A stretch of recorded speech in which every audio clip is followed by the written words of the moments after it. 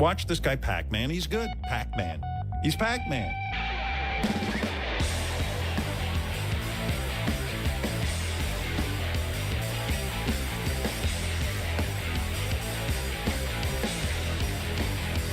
I have no words for David Pakman.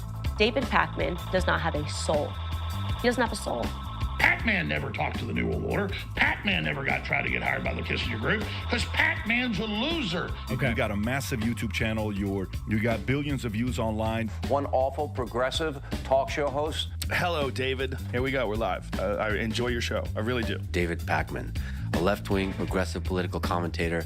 If I was telling my children who not to be, it's that guy. And he's a disgrace. David, you are like dripping with the viscosity of sanctimony.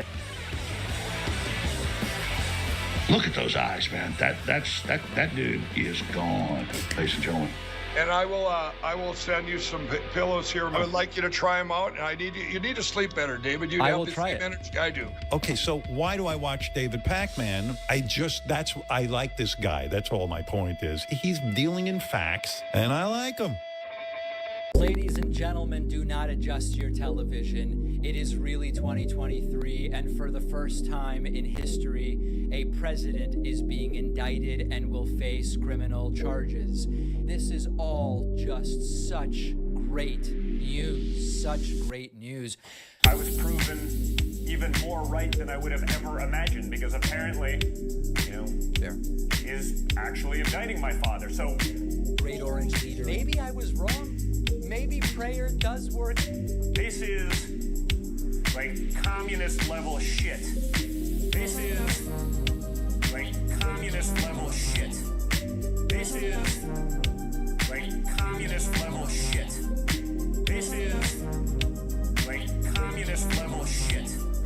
This is like communist level shit. Great Orange Leader. Dear God. God forbid, Donnie Boy.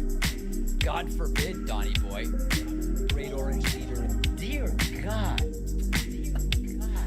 God forbid, Donnie Boy. God forbid, Donnie Boy. This is like communist level shit. This is like communist level shit. This is like communist level shit.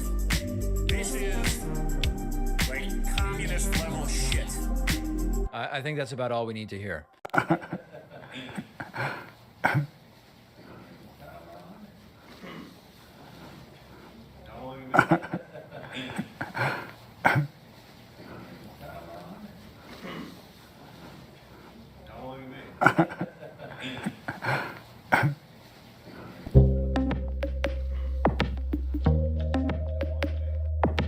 I have with me David Pakman. He is a progressive host and executive producer of the nationally syndicated radio and TV program, The David Pakman Show. And I wanted to talk to David Pakman. He is a beta male. David Pakman. He is a beta male. The beta male. David Pakman. He is a beta male. David Pakman, he is a beta male. The beta male. Can you remind the audience, when you talk about being a beta male and being an alpha male, what are we talking about here? There are males, most men today, male, they think and act like a woman. They're emotional, they are mentally off, they have no logic. And that's a beta male. They go along with homosexuality. Hold on, whoa, Jesse, we got to, that's a lot. LGBTQ. That's a lot, hold on. They agree with everything that's wrong. Abortion, they think and act just like a woman. A beta male does. But a non-beta male doesn't, because he's a logical thinking. And they're controlled by the darkness of David Pakman. He is a beta male. David Pakman, he is a beta male. The beta male, David Pakman, he is a beta male. David Pakman, he is a beta male. The beta male, David Pakman, he is a beta male. David Pakman, he is a beta male. The beta male, David Pakman, he is a beta male. David Pakman, he is a beta male. The beta male, David, you're not here to communicate. I really appreciate you coming on. I'm going to let you go. It's a waste of time to talk to you. We're not communicating. You're acting like an idiot. Because you're asking bizarre questions. You're and not acting like an idiot, and you're wasting my time. I appreciate you coming. All right, thank you for coming. Goodbye. Goodbye. Let him know. That's a progressive vote. All men who are progressive, or males who are progressive, are weak people. All right, ladies and gentlemen, welcome to the live stream. What a day, and we're about to have it out, by the way. This is going to be a little bit of a different live stream in that I am probably going to get into huge arguments with large swaths of my audience momentarily, probably pushing some sliver of my audience away, never to return. But we've got to have a heart-to-heart talk in a moment here. So listen, that's upcoming momentarily, but we are standing by for what is being described by the White House as a big boy press conference. And you can probably already guess what part of this is about. People admonishing me, David, you're part of the problem by making the title for this stream a big boy press conference. This is what the White House has been calling it. This is a major event. This is a make or break event, arguably, for Joe Biden. And the additional aspect to this that needs to be discussed is that there are people in my audience who don't even think I should acknowledge any of Biden's slip-ups or mistakes. If that's your perspective, you're not going to like what I'm about to play for you. Super chat, Cenk is about to debate Alan Lichtman in a few minutes. Okay, we're streaming the Biden press conference. I interviewed Alan Lichtman yesterday. If you'd rather watch Cenk debate Alan Lichtman, I think you'd have to go over to their channel. But here we're not going to be doing that. Listen, Biden just introduced Ukrainian President Zelensky as Putin. Okay? This isn't good at this moment in time. I'm not here to hide this from you. There will be people furious at me for playing this. And now I want to hand it over to the president of Ukraine, who has as much courage as he has determination. Ladies and gentlemen, President Putin. President Putin. He's going to beat President Putin. President Zelensky. I'm so focused on beating Putin, we got to worry about it.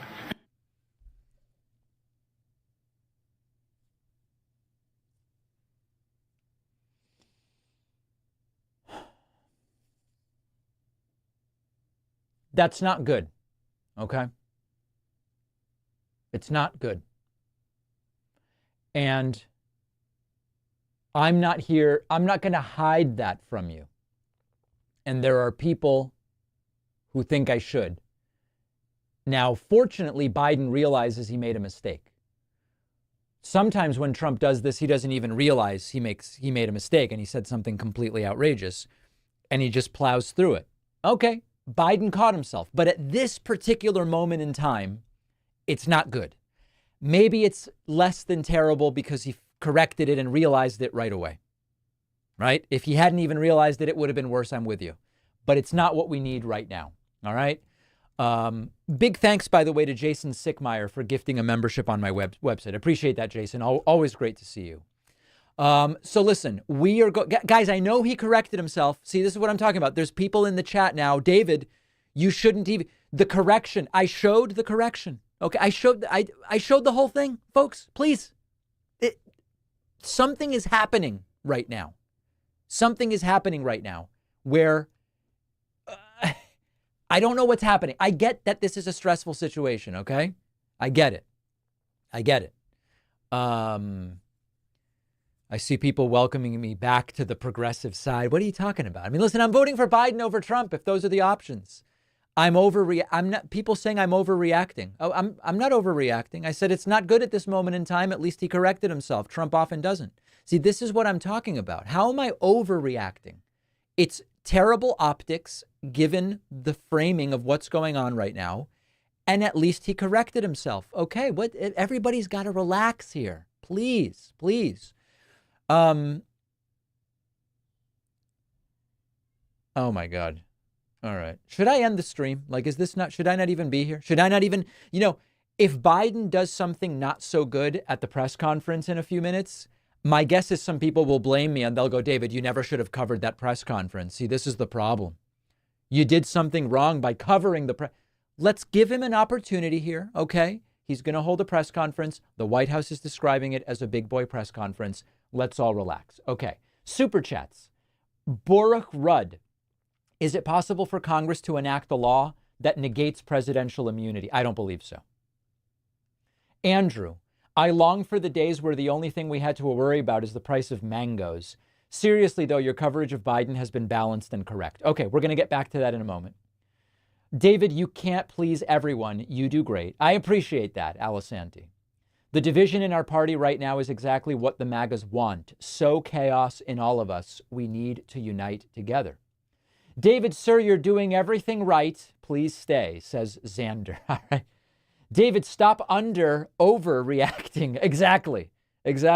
Thanks, Jeffrey. Jeffrey Watson just signed up on my website, joinpacman.com. Let me say a brief thing about the website. We are working to fix the website.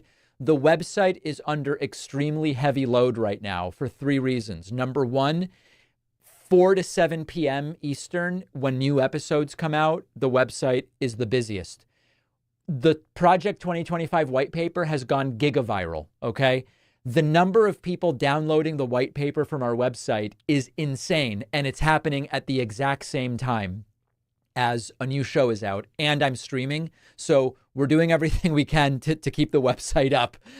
You can get the white paper at davidpakman.com/project2025. But we're aware of the website situation. We have some of the best people, really the best people working on it right now. We're aware of it. Okay. All right. Let's see what else we have. James says the Republicans want to ban porn. Get out the vote. James very mobilized and activated by that issue. Juan says thoughts on the term blue MAGA that Cenk Uygur uses. I'm not partial to the term blue MAGA. I think it's not a productive. Listen, here's the way I think about this. Does it help defeat Trump? Okay, that's my prism. Trump's prism is what's good for me. My prism is, does it help defeat Trump? Does the term blue MAGA help defeat Trump? I think the answer is no. That's where I am on it. Tim, David, thank you for living in reality and reporting on what's actually happening. It's the only way we will beat Trump. Thanks, Tim. Whoa, these are flying in faster than I can handle them. Dead guy won election in Missouri in 2000 against incumbent John Ashcroft. Biden still living.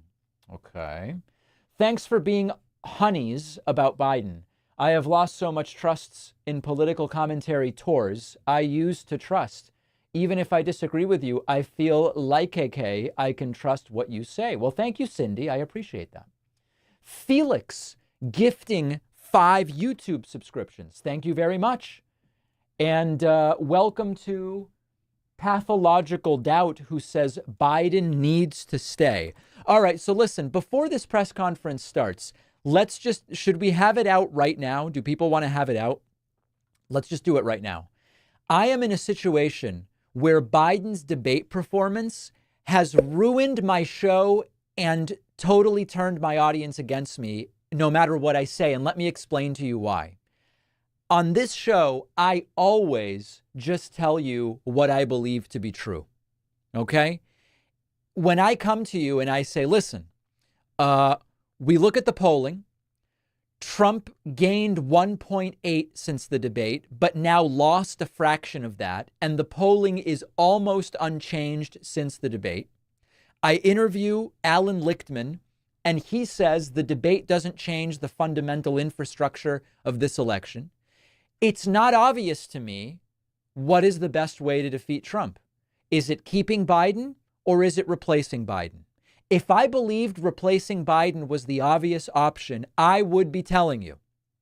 If I believed that the only person who can defeat Trump is Biden, I would be telling you.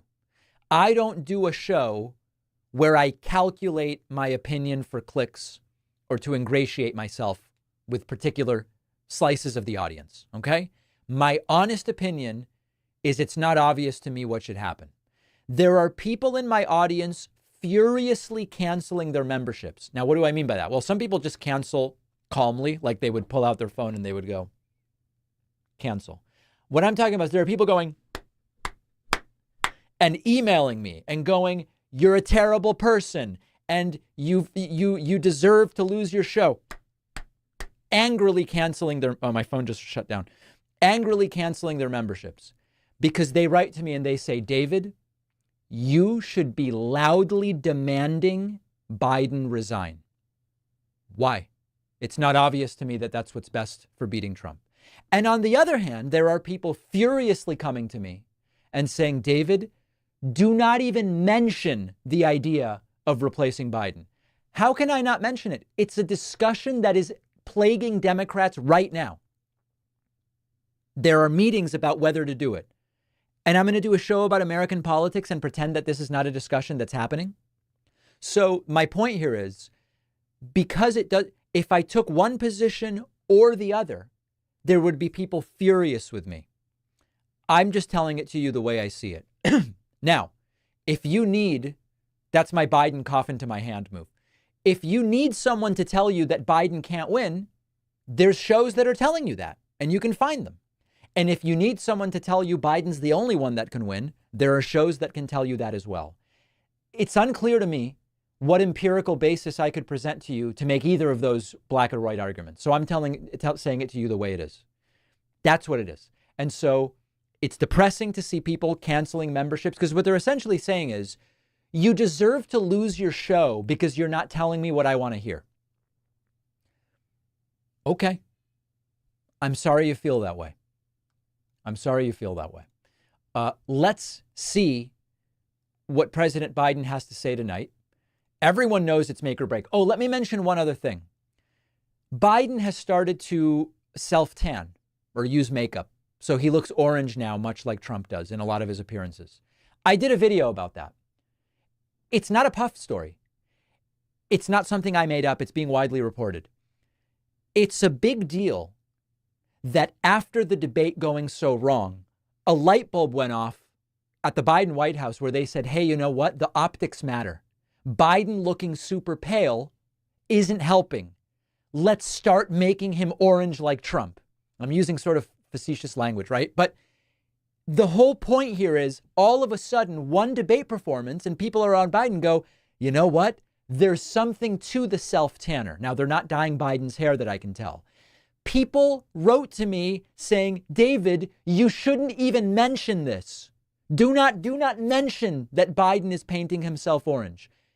It's a serious story that the dynamics of what Biden looks like, suddenly the light goes off and the people around Biden go, we got to start painting this guy's face like Trump. Because it does matter. And you need only look at the Kennedy-Nixon debate where Kennedy's wearing makeup and he doesn't look sweaty. And Nixon's got 5 o'clock shadow. I think Nixon was sick on that day in his defense. 5 o'clock shadow and he's sweating. And it added to the negative impression. That's a real story. It works. The fact that it's not about what they say, but whether they look tan, and all of a sudden the Biden people realize that that's a real story. And all of a sudden people go, David, don't take my word for it. It's like a 3-4 hour old video. Go on my YouTube channel. Look at the comments under the video about Biden being painted orange. Okay. So let's step back for a moment here. I really appreciate Desiree DeLong, who just signed up on my website and is a new member. If you want to kind of like push back against this contingent that's trying to get me canceled here for just telling what I believe to be the truth about this situation, that's really all it is at the end of the day. You can sign up at joinpacman.com. I believe the website is up right now. Okay. You can do monthly, you can do yearly, you can just look at pictures of me if that's kind of your thing. It's not my thing, but if it's your thing, you can check it out. And if you want a discount, you can use the coupon code SaveDemocracy24. And I genuinely do appreciate the messages from people who are saying, David, it's crazy what's going on. You're telling it like it is. That's all it is. Okay. Let me address the title of the stream again. there are people angry with me that the stream is called President Biden Holds a Big Boy Press Conference. I'm not being facetious. That's what Karine Jean-Pierre called it. She said, this is a big boy press conference. I didn't make it up. It's not a pejorative. Okay? So that's why it's that. Now, let's go through some of the messages that are coming in here. David, enjoy a coffee on me. Some of us enjoy your measured and reasoned approach. Thank you. David, I've been with you from the beginning, says Charlie. If your show is doomed, I'm going to ride this thing down with you like the quartet on the Titanic. I know you will, Charlie. It's great to see you, and I really do appreciate you being here. Wendy says, I appreciate your honesty. Hold on to your integrity. Thanks. Zachary says, I think your commentary and coverage has been better than most. The only thing I dislike, AK, is the clickbait titles for the algorithm. Thank you. Phil, gifting 5 YouTube memberships. I appreciate that. Puts us at 27. Tony puts us at 28. People that try to make others to think are less popular than people that think for others. All right. David, sir, I'm not canceling my membership. I'm convinced Biden should step aside, but respect, and I'm interested in hearing your opinion. Thanks for your honesty. Keep it up and hang in there. Thank you. I appreciate that very much. Biden might be slipping, but he and his cabinet believe in democracy. There's no time to replace Biden. Trump is an anti-democratic strongman, and we can't afford to have him in office again. Kimberly says, MAGA is winning with all this nonsense. How are they so good at avoiding the insane red flags with Trump and keeping focus on Biden? Competent, moral. Your appearance on C-SPAN was great. You made great points. I will keep my membership, sir. I agree. I don't agree at times, but I agree with you. Go Biden. Thank you. If Biden does step down, he needs to be strategic with the announcement. MAGA-palooza is next week, and announcing hours before Trump closes is next level. Very well said. David could slap a Kardashian in the middle of the street, and I would still support David. Well, thank you, Ed. I appreciate that. And Brian, grabbing a YouTube membership, which I appreciate. Remember, the best way to support is on the website, because YouTube takes like 30-40%. When you sign up on our website, we just pay 2.9% to swipe credit cards. We've got 6 people back behind these panels. They're just swiping cards. It's crazy what they're doing back there. So we do appreciate all of that. Okay, when is this starting? 5 minutes from now. Scheduled to start 5 minutes from now. We have multiple screens going here so that we don't miss a second of what is expected to be. There are people calling it a make or break press conference for President Joe Biden. And I don't think that that is an exaggeration. I don't think it's an exaggeration. Okay, someone is having trouble logging into the website. Yes, though, as I said, the website is under extremely heavy load right now. Our Project 2025 white paper has gone so viral. Something like 50,000 people have already downloaded this thing. And we have a new show out that's bringing people to the website, and I'm streaming. This is absolute max attack on the website. So we are doing what we can to keep the website up. And I appreciate if everyone's understanding if the website goes down, okay? If Biden's somehow pushing through, I wonder how they will blame the youth vote for not winning, asks Isaiah. Toyota Corolla says, been with you since I turned 18 and voted in my first election for Biden in 2020. I appreciate your more level-headed approach, voting blue, whoever that person will be. Well, remember, I'm not a vote blue no matter who guy. I'm a who are the candidates and which one's better guy. If the candidates are Biden and Trump, and Biden has dementia, Parkinson's, Alzheimer's, whatever they're saying, he's better than Trump, and he's figured out how to run an extraordinarily successful presidential term, despite whatever medical condition MAGA says he has. It's that simple. It's that simple. Oh, sorry, I think I skipped one. Howdy from down under Australia. Followed you for years and support from down here. Thanks for all you do. Well, thanks, Stuart. I appreciate that. I've been a member for years and value your opinion, says Michelle. Thanks for telling it like you see it. I think the only way to replace Biden, says Ian, that makes sense is hand it to Kamala. While I personally would prefer her, I'm not positive it's the right thing. Thanks for all you do, David. I got a bunch of text messages today from friends. And indeed, they asked me, sir, who do you think would replace Biden? It seems to me that Kamala is essentially the only option. I can't think of anybody else that realistically would be put in that position right now. People asking, when is my book coming out? The book is not coming out until March 25th of next year. Now, let me tell you something really funny. I was notified yesterday by a viewer that my book has been listed on Amazon. And this is so crazy. I had no idea that the book was going up on Amazon. It's somehow available for pre-order. So listen, that's really my book. The Echo Machine, it's called. I wrote a book. I have no promotion plan because it wasn't supposed to be listed until December. But if you search Amazon for David Pakman Echo Machine, you will find it. The cover is up. It's a beautiful cover. You can pre-order it. Pre-order it if you want. I think it would be fascinating. I wonder what my publisher would say if we got a bunch of pre-orders 8 months before the book comes out. But yes, that is really my book. And it says release day is indeed March 25th of 2025. I don't know why it's up there. The publisher put it up. It's a wild, wild thing. Okay, let's see as we stand by for President Biden here. David, don't freak out. All right. Thank you very much. Wait a second. I just lost a bunch of these. David, could the press conference be Biden announcing that he is stepping down? I don't think so. I think if Biden was announcing in this press conference that he was stepping down, it would have leaked already. That's my instinct. Big thank you to John McLeod, who just signed up on my website. John, thank you, sir. Very much appreciate you. Sir, with tears in my eyes, I come to you in support of a measured approach to political topics. Thank you so much. I appreciate that. David, the work you do is so important. Appreciate your level-headed, logical perspectives. Thank you. Well, thank you. Thanks to Thomas and David for the YouTube subscriptions. David says, Dems should just lean into the right's dementia talking points and say, Biden with dementia outsmarts MAGAs like Comer, Jordan, etc. It's certainly an idea.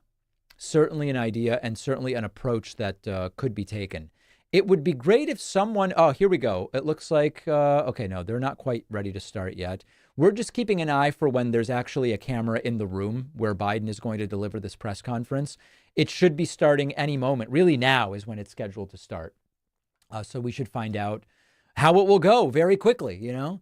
Oh, I'm being told it was pushed back to 7 p.m. Is that right? Let me check that out. Biden press conference, 7 p.m. Has it been pushed back? Biden schedule today. President Joe Biden schedule. So I'm still officially seeing 6:30, but I take your word for it. If people, the White House website still says 6:30, but if people know for sure that it's been pushed back, then I take your word for it. It's been pushed back. Okay. All right, so that's fine. Okay, so we'll be here. No big deal. Let's see what else we've got here. Thanks to Alan and Danny for the subscriptions. Very much appreciate that.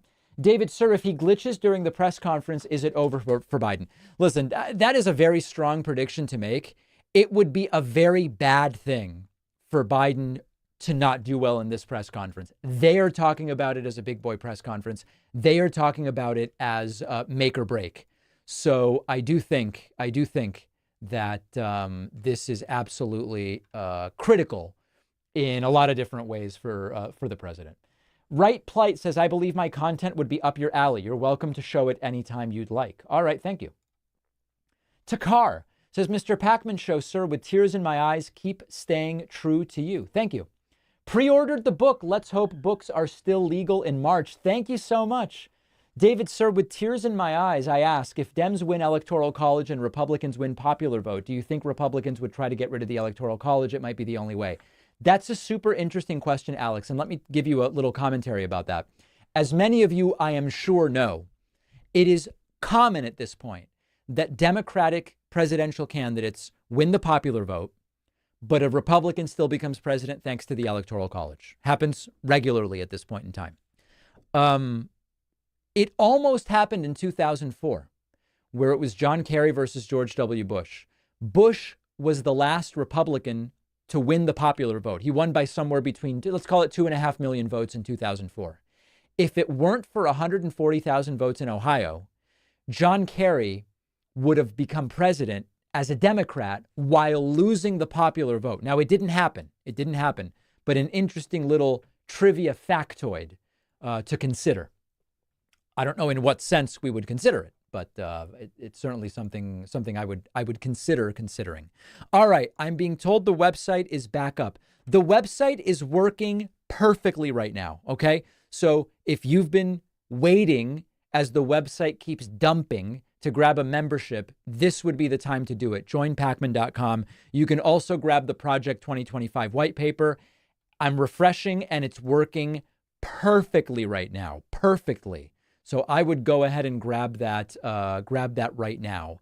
Let's listen to some of the coverage in advance of the press conference and see what is being said. Joe Biden does, whether it's a speech, whether it's off-the-cuff remarks, everything is being scrutinized because of this question of if he is fit to continue being the candidate or the presumptive nominee for the Democrats. We've seen this sort of be something that was talked about lightly, and now it has really reached a fever pitch. And to your point about the real reason we're all here is because of the NATO summit. That's the reason why he is giving this solo presser. And I was thinking, I was on the Hill on Monday afternoon before the members flew back and started their week in Congress, and I was walking from the House side to the Senate, and I saw some of the flower arrangements being placed, the NATO flags being placed around, some of the receptions, because world leaders did go to the Hill this week to talk to lawmakers. And I was thinking to myself, if it wasn't for this news on Biden, this NATO summit would really be a really big deal. Ukraine funding and assistance is something that these world leaders were gathering to talk about. So there is a question, interestingly, as to how much of this press conference is going to relate directly to foreign policy only. That is a question. It's an open question. Hopefully there will be questions about domestic policy. And you know what? I hope that there are questions posed to Biden about the entire replacement campaign thing. Make the guy answer questions. Why not? That's all completely fine. All completely fine. Let's see here. David Chelsea says they will have to pry my website membership from my cold, dead hands. I've listened to my commercial-free feed of the show and bonus show every single weekday for the last 4 years. Thank you, Chelsea. I appreciate that. Mike says, sir, I just informed my lathe that it's being sued by Mike Pillow. It won't stop spinning. Sounds like a real issue. Rick says, I think Biden can calm many of our nerves if he addressed the corruption of the Supreme Court. Okay, well, I'd be curious to know how you suggest he do that. Jonah says, would you be willing to have a legit debate on Project 2025? I disagree with you on many things. I think it could be interesting. Audience, do you want me to debate Jonah about Project 2025? Is that something people want? Me debating Jonah about Project 2025? Mostly no's. Oh, man. It doesn't seem like it's titillating too many people. Something to think about. Something to think about, certainly. Welcome, Frederick, who's our newest YouTube member. Appreciate that. And thanks, Evergreen, for the super chat. People saying who? It's just a guy named Jonah. I don't know who. I don't know who it is. Ruben says with an emphatic no, not to debate him. Not to debate Jonah. All right. Well, I didn't know it was going to be so poorly received. At all. Let's see if we have any voicemails related to the press conference. Let's see. Hello, David. This is Anna from Miami. I have a question for you. As I understand, there was another presidential debate between Trump and Biden scheduled for September the 9th.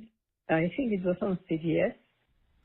And nobody's talking about that now. And I've even read that there are no more presidential debates scheduled. Apparently, the September debate was tentative, is my understanding. The debate was tentative for September.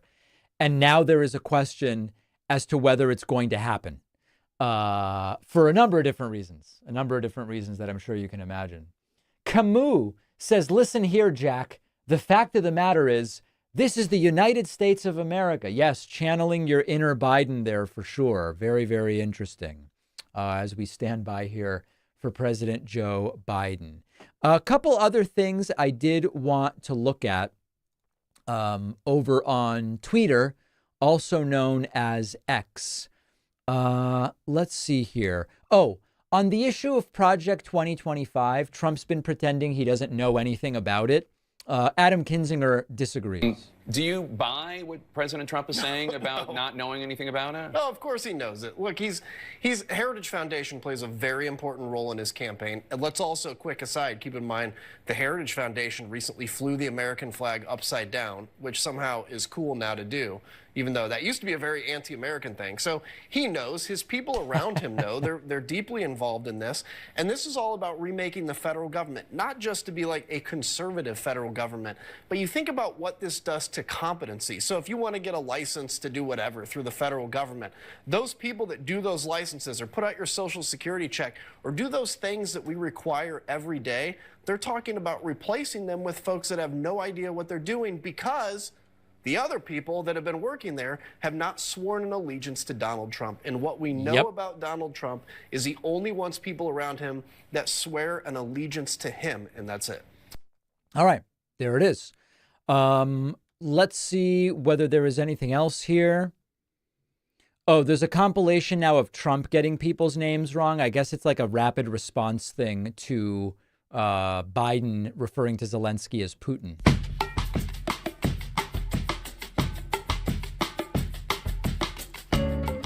So we don't make mistakes. Go ahead, Ken.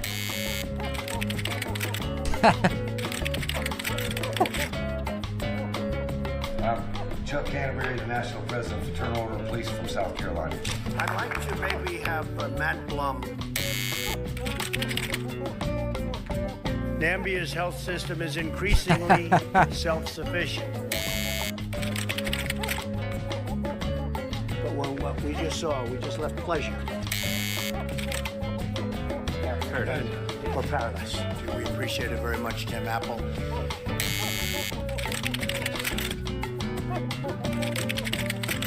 I hope they include Marilyn Lockheed in this compilation.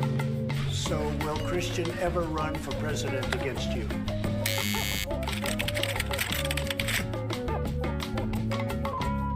And you heard the Prime Minister, you heard Netanyahu yesterday. Netanyahu. I love that. Netanyahu.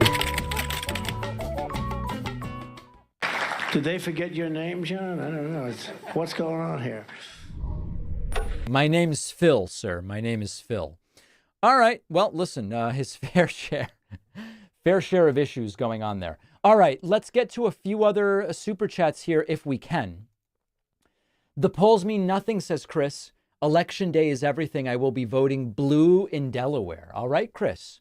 Say thank you, big thank you to Stephanie for the YouTube subscription. Welcome. Biden should step up to the podium and say person, woman, man, camera, TV, and walk away.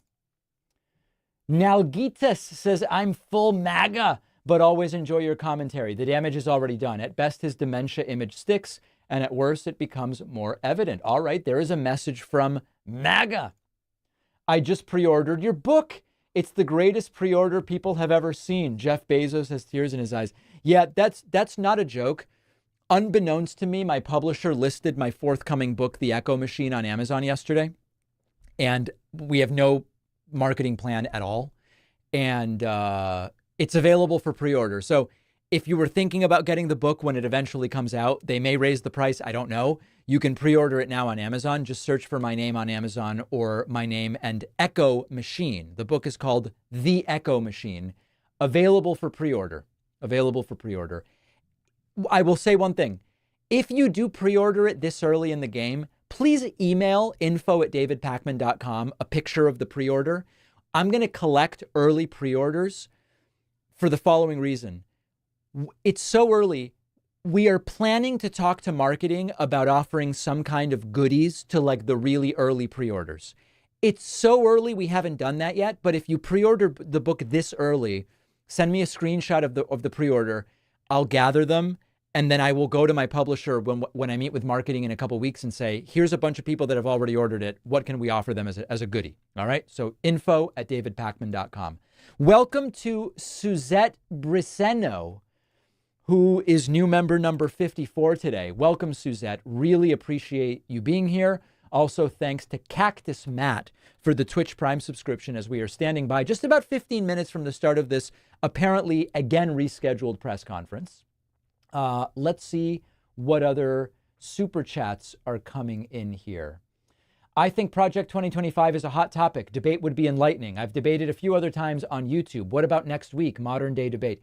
Yeah, the thing is, Jonah, I don't usually debate just like random people. If I take calls, you can call in. But usually the people that are like guests on the show for scheduled debates are, you know, like Cenk was on and he debated political scientist Rachel Bitecofer. We have Vivek on or Alan Lichtman. Those are the types of folks usually on the show. But if we take calls, you're welcome to call in, okay? Let's see what else we've got here. Please look at the bottom of page 523 of Project 2025, specifically the part about Minnesota boundary waters mining. It would be a good subject for a segment, and it's why I'm voting Biden again. Interesting. I'm sorry, but getting Zelensky and Putin mixed up is just bad. That's Rome. Brian says, got my pre-order as well, David. Thanks for telling it how it is. Appreciate that. Thank you. Hello, sir. Have an independent friend who's concerned about the legal chaos that state courts will be sent into by the Republican Party if someone else is put on the ballot. Do you think this is an issue? You know, it's potentially an issue. I don't think it's the issue in terms of a Biden replacement. But it's a potential. Listen, Republicans are going to grapple with or grasp anything they can to try to win this election. Anything they can. And I don't think it's the issue, but they're going to try. Let's listen to a voicemail. David, I'm watching your current incredibly strong coverage of this debate, this Biden press conference here. Thank you. I forget if you mentioned if you were going to be on Destiny, Stevens' show, anything else. They have a podcast that they do. Maybe when you're down there in Florida the next time. But I think a lot of people would really like to see a bit more long-form content from you guys. So here's the deal. I was actually scheduled this past weekend to go down to Florida and to do the new Bridges podcast with Stephen Kenneth Destiny Bennell II, and also the Anything Else podcast with Dan Saltman and Stephen Kenneth Destiny Bennell II. And I had to cancel it. Basically it came down to a scheduling issue. And so it did not get filmed. And now we have the convention. Then I'm going on a trip. Then we've got the DNC. So it's going to be a little bit until I can make it back down there. But I want to do it and I plan to do it. Okay, that's where I will leave it. I wish Joe Biden would go on stage and just say Obama and leave. Please play the Obama soundbite. Obama. There you go. Kamala 2024, unburdened K-Hive for the people, says Camus. David, sir, what do you think of Michigan Governor Big Gretch as a progressive figure? Thoughts in general, big ups for all you do. You know, I'll be honest. Do I risk naming people I think could potentially be good candidates, even if I don't agree with everything they say? I am not an anti-Newsom guy. People know it's not about Newsom being the gold standard of progressivism, but I think Newsom has the attitude and rhetorical skills we need in a candidate. I think Gretchen Whitmer is potentially a great candidate for president or vice president. I think Pennsylvania Governor Josh Shapiro is an excellent candidate for president or for vice president alongside Gretchen Whitmer. I think Pete Buttigieg is potentially a very good candidate, probably in a few years, you know, something like that. I think he gets the right tone when it comes to confronting these extremist clowns. Yeah, so anyway, the point here is it's not about the perfect candidate. I think, as we've all found out, it's definitely not about the perfect candidate as far as winning is concerned. But I think that there are some very interesting people there, skilled in many, many ways. All right. Let's see. Where are we here? I want to make sure I don't miss anybody. We got this one. We dealt with that one. Big thank you to Jessica Jackson. Jessica just signed up on my website, joinpacman.com. Jessica did not even use a coupon code, opting to pay full price. Really appreciate you, Jessica. Thank you so much. In all seriousness, really, really appreciate you. Shell Bell says, David, you've clearly outgrown the capacity of your website's infrastructure, so I can't renew my subscription, but here's a super chat. Big thanks to you and your team. Keep it up. You know, my understanding is the website's working fine right now. Yeah, it's working totally fine. Subscribe, that's working fine. Project 2025. Website is working fine. We are going to be doing some structural upgrades very soon, but the website is genuinely working fine right now, and I encourage you to grab a membership if you've been waiting to do that. David, please check out ATP Geopolitics channel to understand how the U.S. election is critical to the world, not just the U.S. There's so much at stake here. There is a lot at stake. That's absolutely true. I get whiplash listening to your opinions and then others like TYT, both good points. I want to fast forward and see what happens. Many people do. Many people do. Steiner Husby from Norway says, greetings from Norway. Is it a small possibility that the White House looks at the Biden panic as an all PR is good PR? I personally don't think it's hurting Biden and it's giving him an underdog advantage. I don't know that I buy that, but it's an interesting idea. Very, very interesting idea. Curious what people in the audience think about that. Could it just be an all publicity is good publicity thing? I don't know. I don't know. Let's hit another voicemail up. Hey, David. I was just calling in. I had an idea maybe to replace Biden. I was thinking maybe Cenk Uygur could replace him, and then we could get Destiny as vice president. There you go. And maybe, I don't know, just a whole staff of, like, people like that. Like a bunch of Turks. A bunch of Turks. Yep. There you go. All right. Totally sober, rational, sensible idea to contribute at this critical moment in American political history. A moment that certainly will be written about. Perfectly sane, rational, and insightful to say, what about getting a bunch of Turks, including Cenk Uygur and Destiny, to replace Biden? Perfectly sane. Perfectly sane. James Earl Carter Jr., he still has one term of eligibility. Much to consider. Okay. Everyone, please always refer to it as Trump's Project 2025 all the time, every time. Flowcharts cross-referencing various administrative connections will not do it. Trump's Project 2025 will do it. Interesting. Welcome to Dana Reviews, newest YouTube member. Appreciate it. What's this say? Neo-Pythagorean. There you go. I, for one, love Joe Biden almost as much as I love the handlers that actually run the country. When I vote Joe this November, I wonder if I will be voting for the same handlers. I'll never know, no matter who, as the saying goes. Oh, boy. Master of Darkness says, bonus show? You mean to tell me this whole time I haven't been getting the full David Pakman experience? Lunacy, also Obama. Obama. There you go. I did everything right and they indicted me. True. Rick says, underdog advantage. I hope the left needs a big win like the UK and France. Thanks, Rick.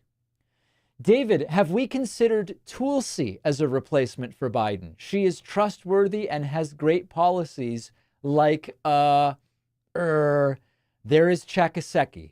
You can always count on Chakaseki to take a break from being a radiologist and reading scans to contribute something via Super Chat. Always great to see you, Chakaseki.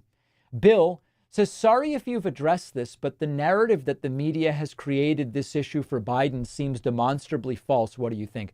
No, I think it's completely unfair to say that the media has created this issue for Biden. Biden created it.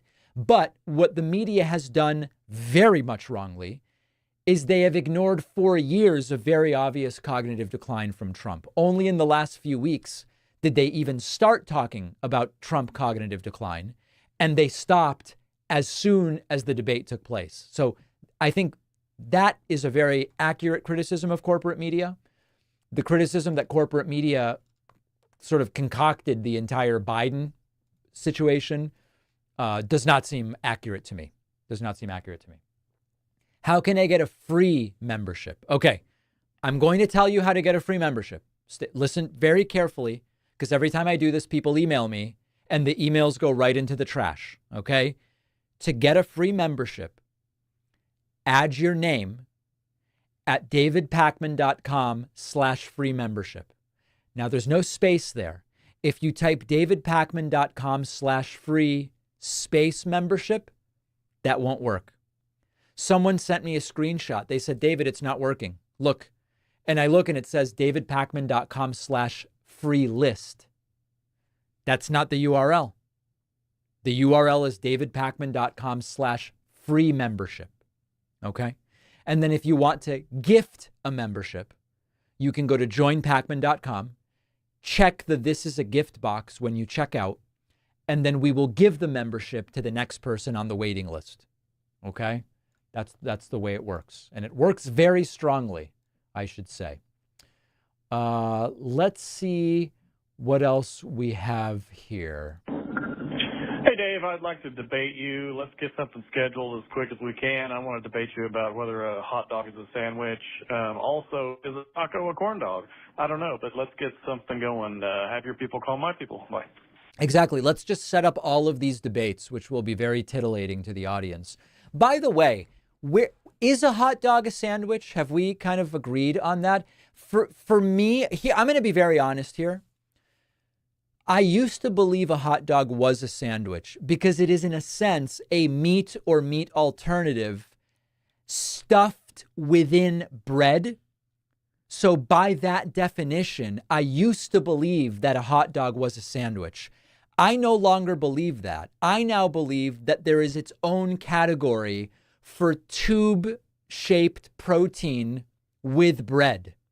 And so I consider sausage and peppers, I consider corn dog, I consider hot dog, I consider all of that not a sandwich. However,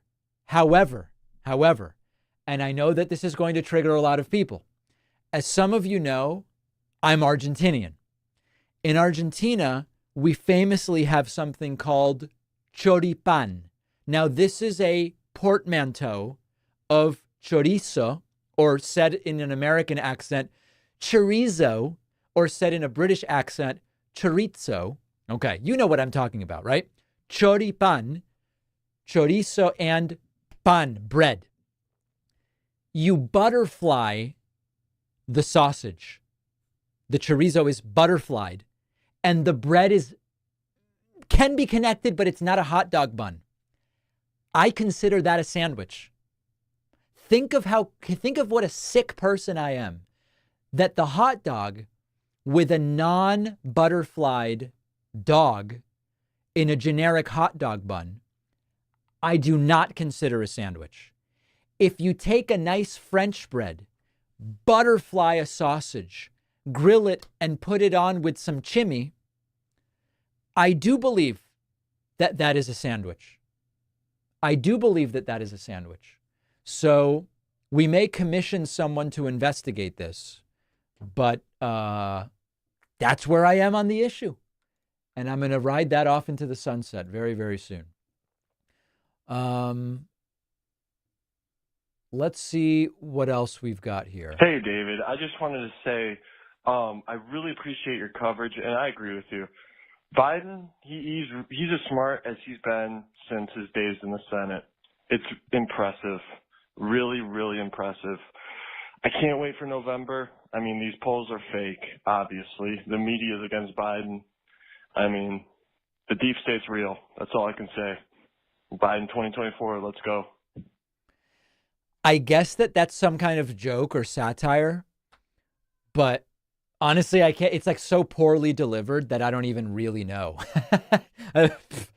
Congrats, dude. Nobody can tell what it is you're even arguing. Nice job. Great job. Okay. Let's see what else we've got here. People really out here unsubscribing from David for his views on Biden dropping out and haven't even heard his thoughts on Choripan yet. I know, it's crazy. Stuart, watching from Australia, it breaks my brain that there is even a debate about who is better placed to be president. A criminal narcissist who lies or someone who is none of the above. Absolutely. David, please look up the cube rule for food. This will change your perspective on food. Let's see. Cube rule food. Let's see. What is the cube rule? Hot dogs on sausages buns are considered. Okay. Let's see what the argument is. Oh, it's about the ratio, the shape. The cube rule. Interesting. All right, well, if that's a concern to anybody, you can look up the cube rule of food and we can sort that all out. Let's see, this one we did this one. Is a cheesesteak a hot dog? No, I consider a cheesesteak a sandwich. You know, maybe my position on what's a sandwich is the following. You know it when you see it. You know it when you see it. I think that's my new take on it. Why? Oh, hold on. We did that one. David, couldn't they switch places on the ticket? Let Kamala take center stage. We'd still get Biden and his experience. It seems more logical than slapping together a whole new ticket at the last minute.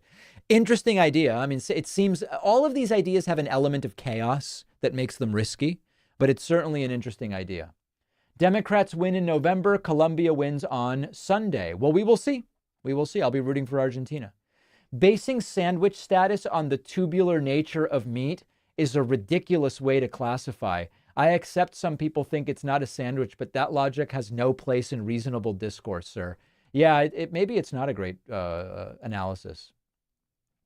David, sir, what's your skincare routine? You look younger than you are. What do you lather on your face while the water just drips out in the shower? You know, the only product I use in the shower is a vitamin C cleanser. Vitamin C cleanser, and that's really it. And then sunscreen. And I have moved, this could be a little bit of a spicy take.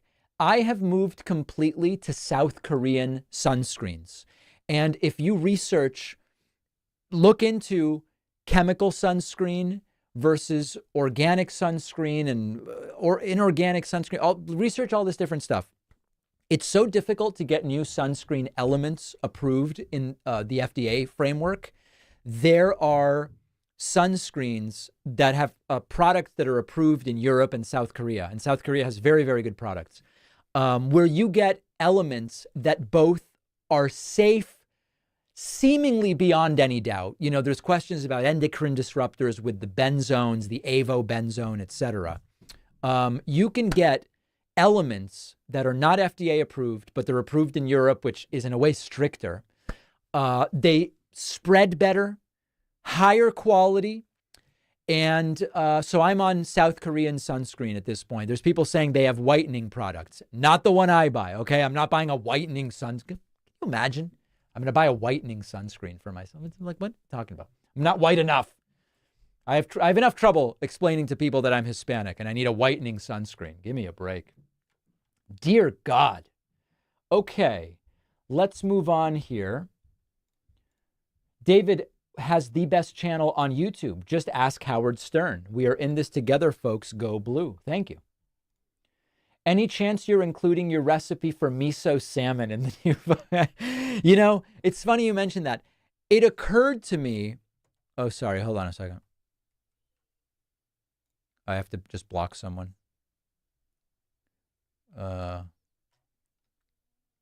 Can somebody please block the guy sending the art in the text art in the chat? It's just bonkers stuff. Somehow I'm having trouble doing it. Dear God. Oh, they're banned. Thanks, Jabby. Appreciate that. Pathetic. I thought about doing something like interstitial recipes in my book, but it just didn't really seem to make sense. Didn't really seem to make any sense. All right, let's continue. Which way are we moving? Is a hot dog turned on its side a sandwich? I don't believe so. Have you seen the YouTube video After Mathath? No. Just to clarify, a hot dog is now called a glitzy. My hope is that all the attention on Project 2025 will make a good number of folks think they're supposed to go out and vote for Trump in 2025. Yeah, maybe. That would be interesting. That would be very, very interesting. We'll see what happens with that. All right. Joe Biden is now late to the third rescheduling of the press conference. Let's listen. It's a campaign that is paralyzed, that no one believes at this point that they can win. He said that members are not stupid. Members of Congress he was referring to are not stupid. If the campaign had real numbers to back up a pathway to re-election, they would come to the Hill and show everyone those numbers. But so far, we've heard from members of Congress themselves, they did not see much data presented from the campaign today. Look, the members of Congress are also talking to their voters, their constituents, the people that they represent, and they are hearing over and over, they're telling us that they are hearing a real concern, even from Democratic-based voters, that the president should step aside. I mean, I think the crisis within the Democratic Party is real. It is being felt right now, and it really, like we've been talking about all day, raises the stakes for this press conference tonight. Yeah, something that we have been talking about for days. Very important. All right, standing by, should be starting absolutely any moment, although I have to, if I'm completely honest, I am concerned that it's been pushed back 3 times and Biden is still late. Okay, it doesn't seem great. Hello there. I felt the need to call in and tell you that I think you're doing a very powerful job. You're doing a very great job, frankly, but I think you could be doing better. If you stopped talking about the bad things about Donald Trump, okay, I don't know him very well, but if you stop talking bad about him and you stop being very mean to me, I mean... All right, I think we get it. I don't think it's AI. I think it's just like a so-so impression. Red Doggo says, any more plans for a collab with Brian Tyler Cohen? Nothing specific in the works, but I would love to set something up with Brian. I think that would be great. David, hello from Australia. Welcome. Thank you. David, sir, thank you for covering this event. I was wondering if you have a list of different associations from past interviews to get involved more effectively in the campaign. You know, I don't. I should, but I don't have such a list. Let me see if I missed anything here. No, I think we are essentially caught up. Yes, I think we are caught up. Why is Biden late? I have no idea. Thanks to Ken Griffey Jr. and Feslin for the Twitch Prime subscriptions. David says, not going to lie, when Biden says our internal polls look better, it comes across effectively the same as Trump saying our polls show us up in every state. Yeah, I don't think either of those sorts of comments, they shouldn't inspire any real confidence. Let me put it that way. The tardiness feels like either the White House isn't aware how many people are watching for this event, or there is just simply a problem we wouldn't be surprised by. Yeah, I'm telling you, it's just not a great, I know people will get mad. It's not a great look that Biden is running so late for this press conference. Let me see some updates. Let's see here. Biden big boy press conference rescheduled to 7 p.m. See, by the way, I didn't make up the big boy thing, okay? President Joe Biden set to hold a pivotal press conference, pushed back twice from the original plan, and he is now running 10 minutes late on top of that. He started off the NATO press conference embarrassingly referring to President Zelensky as President Putin. Dear God. All right. It's not exactly blockbuster coverage. Leon says, please say chorizo again with your mother tongue accent. Please say more words that only Argentinians pronounce that way, like quilombo. Yeah, okay. So listen, you want to hear some wild Argentinian pronunciation? I'm going to say how we say rain in Argentina, okay? This could break the brains of of many people in my audience. This could break people's brains more than Cenk Uygur being on the show. The way we say rain in Argentina, this may not even sound like Spanish to you, is lluvia. Lluvia. Lluvia. What's really funny is my daughter is now already speaking Spanish with an Argentinian accent. And toddler Argentinian is pretty funny stuff. Pretty funny stuff. How do we say chicken? Yeah, the way you say chicken is pollo. Pollo. Pollo. Just, that's it. Like, you got it. All right. Let's proceed. Oh no, people are dumping memberships because of Argentinian Spanish. Dear God. Not good. Not good. All right. Other things happening here. Drake or Kendrick? I'm out. No comment. No comment. Is cereal a soup in your opinion? No. Do I consume yerba mate despite living in America? No, I've never liked it. I've never liked mate. David, any update on Echo Chamber? The book's called The Echo Machine. So I do have an update. My book is surprising even to me, available for pre-order on Amazon. If you want to pre-order the book, okay, go to Amazon, search for David Pakman Echo Machine, and you will find my book available for pre-order. Oh, look at this. Look at the number of pre-orders. Look at this. There is no way. I said to people, send me your pre-order screenshots so I can try to get my publisher to give you something extra. 1, 2, 3, 4, 5, 6, 7, 8, 9, 10, 11, 12, 13, 14, 15, 16, 17, 18, 19, 20, 21, 22. No way. 23, 24, 25, 26, 27, 28, 29, 30, 31, 32, 33, 34, 35, 36, 37. 37 people just in the last few minutes randomly pre-order. I think Amazon's going to go down under heavy load, honestly, from the number of pre-orders. Thank you so much. The book's not even supposed to be listed for months, and we've got a bunch of pre-orders here. I'm so curious what my publisher will say, given that we're not even starting promotion until like November. It's crazy. It's completely crazy. All right. The press conference is now heavily delayed to the point where I'm getting concerned it's going to get canceled or be held to 5 minutes. I'm just being honest. I'm concerned. I'm concerned. Are you going to watch the debate between Cenk and Alan Lichtman? No. I interviewed Alan Lichtman yesterday. I know what he believes. I had Cenk on the previous day. I know what he believes. There is just no reason, as busy as I am, to go and watch that debate for me. Collab with Chris Cillizza. Isn't it Cillizza? Is it Cillizza or Cillizza? I thought it was Cillizza. Kind of confusing now. It's Cillizza. Oh, okay. Probably not. Probably not. Why is no one talking about all major media outlets being biased in Trump's favors? Their CEOs are Trump's donors. Adam Mockler covered it. That's an important story. We will absolutely cover it. I'm not really sure how I feel before this press conference, says Alan. David, love the show and everything you do. In an alternate universe, if the candidates are RFK and Trump, who'd you vote for and why? Probably RFK. I mean, listen, I know about it's just harm reduction. You know, people love to act like these are so difficult. Oh, I don't know. I'm undecided. And what would you do if X? What should you do if Y? To me, it's pretty obvious. Like, RFK gets more right than Trump. RFK wouldn't usher in Project 2025.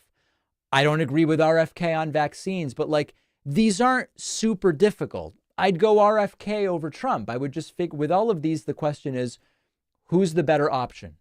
Who's the better option? Okay. Let's see what else. David, sir, I beg you, refresh the page. I don't want you to miss anything important. This is live, okay? If it weren't live, this little red dot here would not be lit up. Okay. It looks like the press conference is, excellent. Press conference about to start. All of these are live, okay? The little red dot tells us that we are live. The ABC feed seems to be live in the room. So this is going to be a big deal starting momentarily.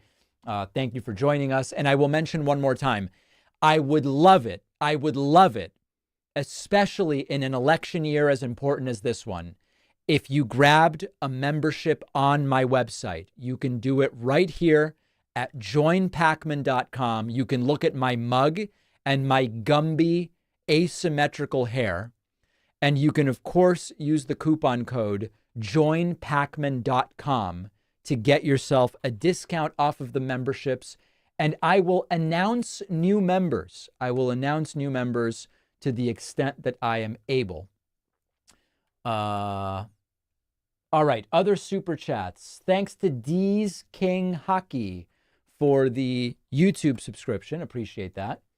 If you could go to North Korea for a holiday, providing you're guaranteed to come home safely, would you do it? You know, I've thought about this before. In reality, I can't think of any real way that I would go to North Korea, because I think given my 10 years of negative coverage about the family there, I don't think it would be safe. If my safety were guaranteed, and by safety, I mean not only getting out alive, but no torture and like reasonable food, they don't make me eat gruel or whatever, I absolutely would. Is there any world in which I could get those guarantees? Probably not. Probably not. Mental health. All of this is crushing me after my abusive childhood. Help the world, Pacman, please. I've tried to. Oh, okay. We got to get. I'm so sorry. What's going on? There's content that is dicey for streaming, and I would absolutely call your local crisis hotline if there's any issue. Not equipped to deal with that here. Alex says, did you record the audiobook yet? Just pre-ordered it and can't wait to read it. No. You know, I was thinking when I record the audiobook for my book, I might include a story about meeting Kim Jong-un, even though it's not in the book, and later act shocked that it's in there and say, I have no idea how it got in. But as soon as I saw that there was an anecdote about Kim Jong-un, I had it removed. I might do that. Thanks to Brett Tinder, who just signed up on my website and is new member number 62. We are now moments away from this very high stakes President Joe Biden press conference, described as a big boy press conference by Karine Jean-Pierre. I see Peter Alexander from NBC News, I think. This is Lloyd Austin. Who else is in the room here? Not that many people I recognize, to be honest. Oh, do people see Peter Ducey? Oh, there he is. Yeah, Peter Ducey's there. Big thank you to Sean Wilkinson as well as Mark Whitehead for signing up on my website. New members number 63 and 64. Let's see here. Okay, I think we're basically all good there. Thanks to Treasure TV for signing up over on Twitch. Let's see if we have any other super chats or voicemails, rather. David, there will be retribution. 2-week reign of terror short. 3-week is a joke. All right, I'm out. It's not good. Hey, David, I was doing some research and I found out that Cenk Uygur cannot run for president. So I was doing some thinking and I thought, okay, we could get Destiny to come in at the 11th hour to replace Biden as president. And then maybe we get Nick Fuentes as vice president. Oh, okay, I see. They're trolling. Here's a legitimate question from Adam. David, will you be using the audio board in the audio version of your book? Can you imagine if in the audio book, I'm just reading my book and all of a sudden you hear, and then I'm like, oh, Uruguay in 2015 is a great example of, and then you hear, hold on, I'm coming. And then all of a sudden I'm talking about the Swedish Social Democratic Party. And then all of a sudden you hear, and we will ban men. I don't think my publisher is going to go for that. I don't think my publisher is going to go for that. Welcome to Jared McCarthy, Michael Husband, and Eddie Jameson, who just signed up on my website. Thank you very, very much. Bay Photo says he's so late, I either expecting to come out and say he's passing the torch or that he just saved a bus full of orphans from a fire. honestly, let's see if they're addressing the lateness. Hold on. Washington Post Ipsos poll shows her with a 3% lead over Trump. Are Democrats really considering that possibility? They're not. Yeah, at this point, honestly, unless it's like, what explanation, some national security explanation at this point seems to really be the only reasonable justification for being this late and rescheduling this thing so many times. I'm so sorry that I have to just give you my opinion and not pretend like everything's fine. But this is all like a little bit strange. It's all a little bit strange. Thanks to Jimbo for the YouTube subscription, your new member number 69. There is Press Secretary Karine Jean-Pierre.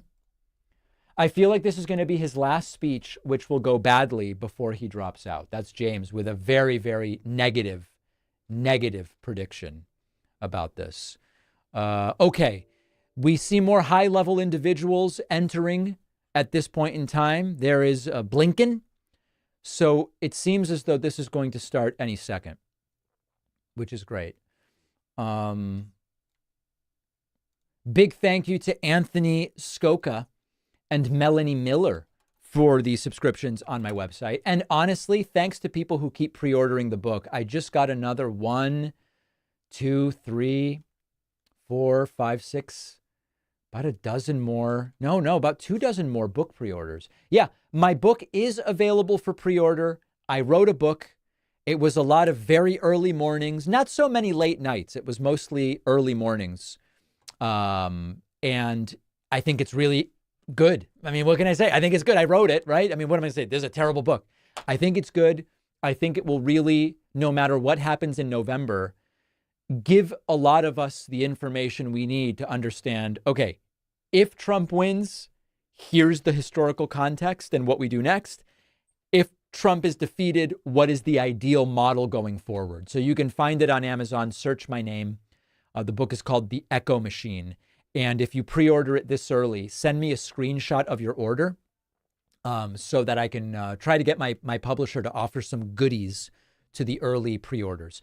Welcome to Ken Super and Lyle Larson, newest members on my website as we stand by here for President Biden, expected any second despite multiple delays, and now just straight up being 20 additional minutes late. I don't know. Maybe they're preparing him for questions on mixing up Putin with Zelensky. Maybe they are. I live in Europe. I'm Norwegian. Remember that hurting people is hurting even more because of Trump. Please love music and politics is my life. Okay. Personally, I wouldn't be 45 minutes late to my own proof of life press conference. Yeah, I don't think it's a good move to be late unless there's a really good explanation.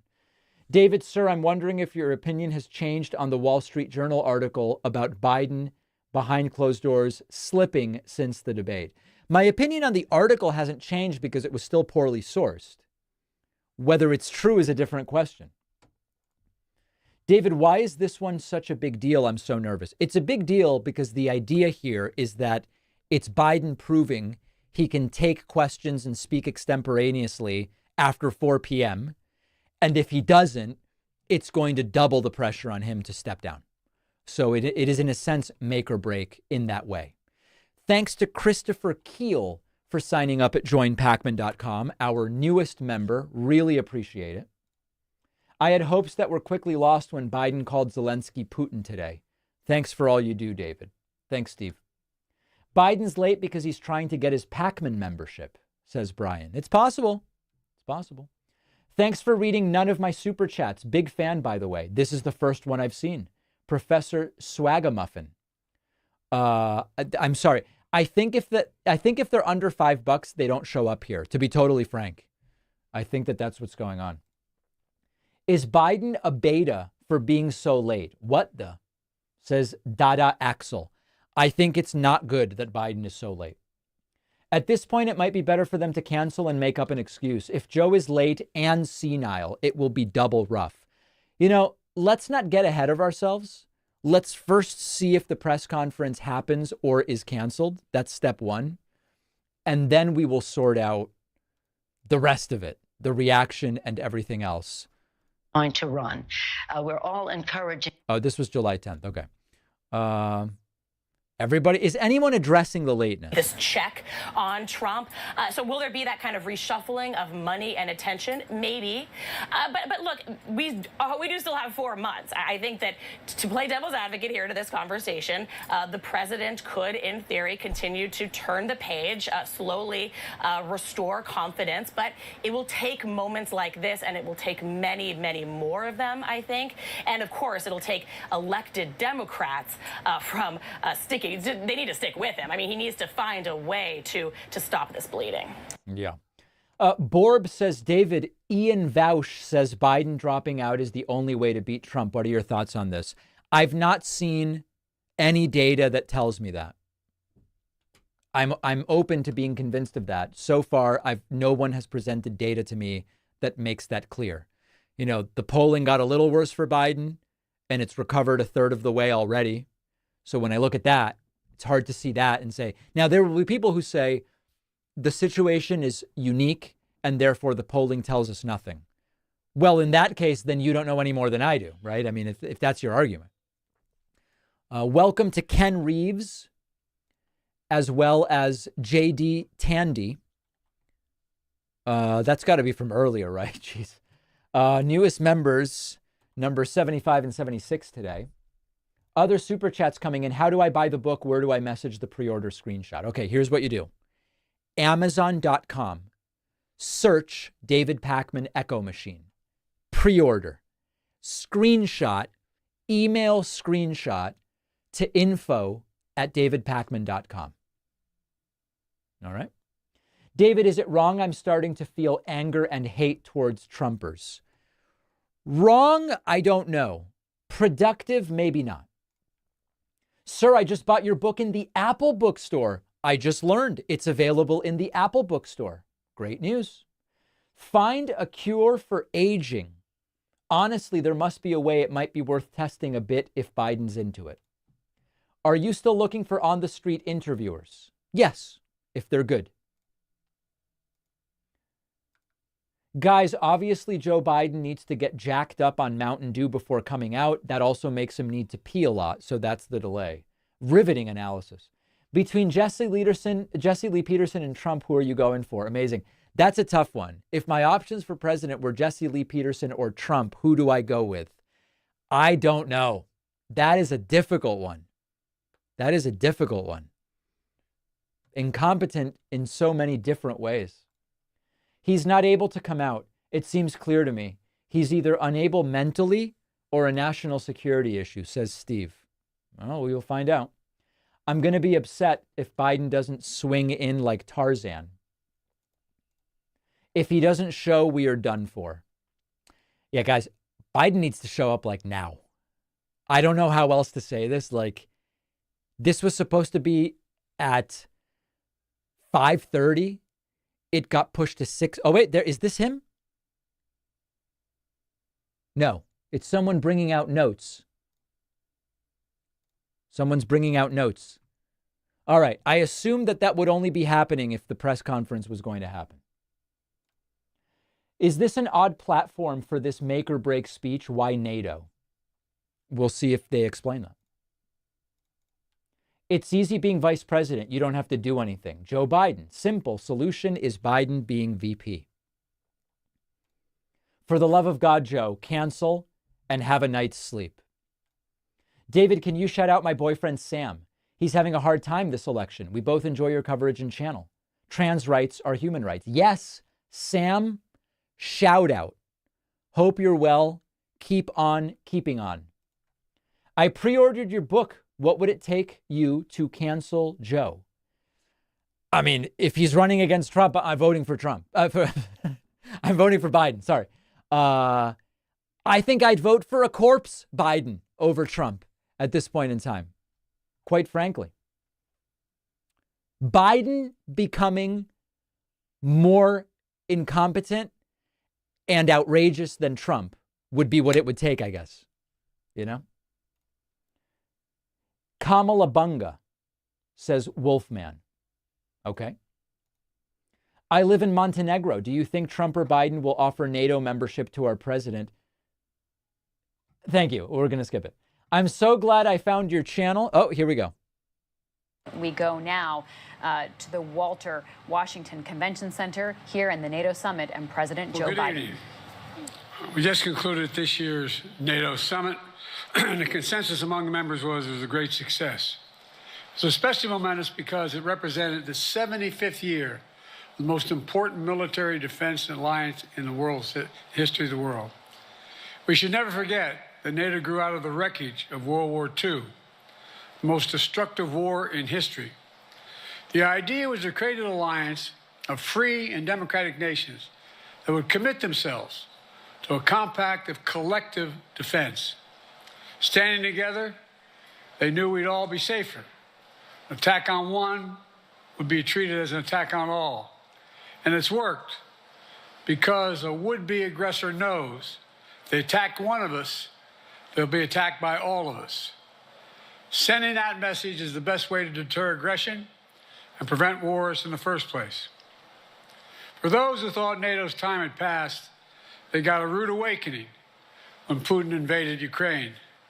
Some of the oldest and deepest fears in Europe roared back to life because once again, a murderous madman was on the march.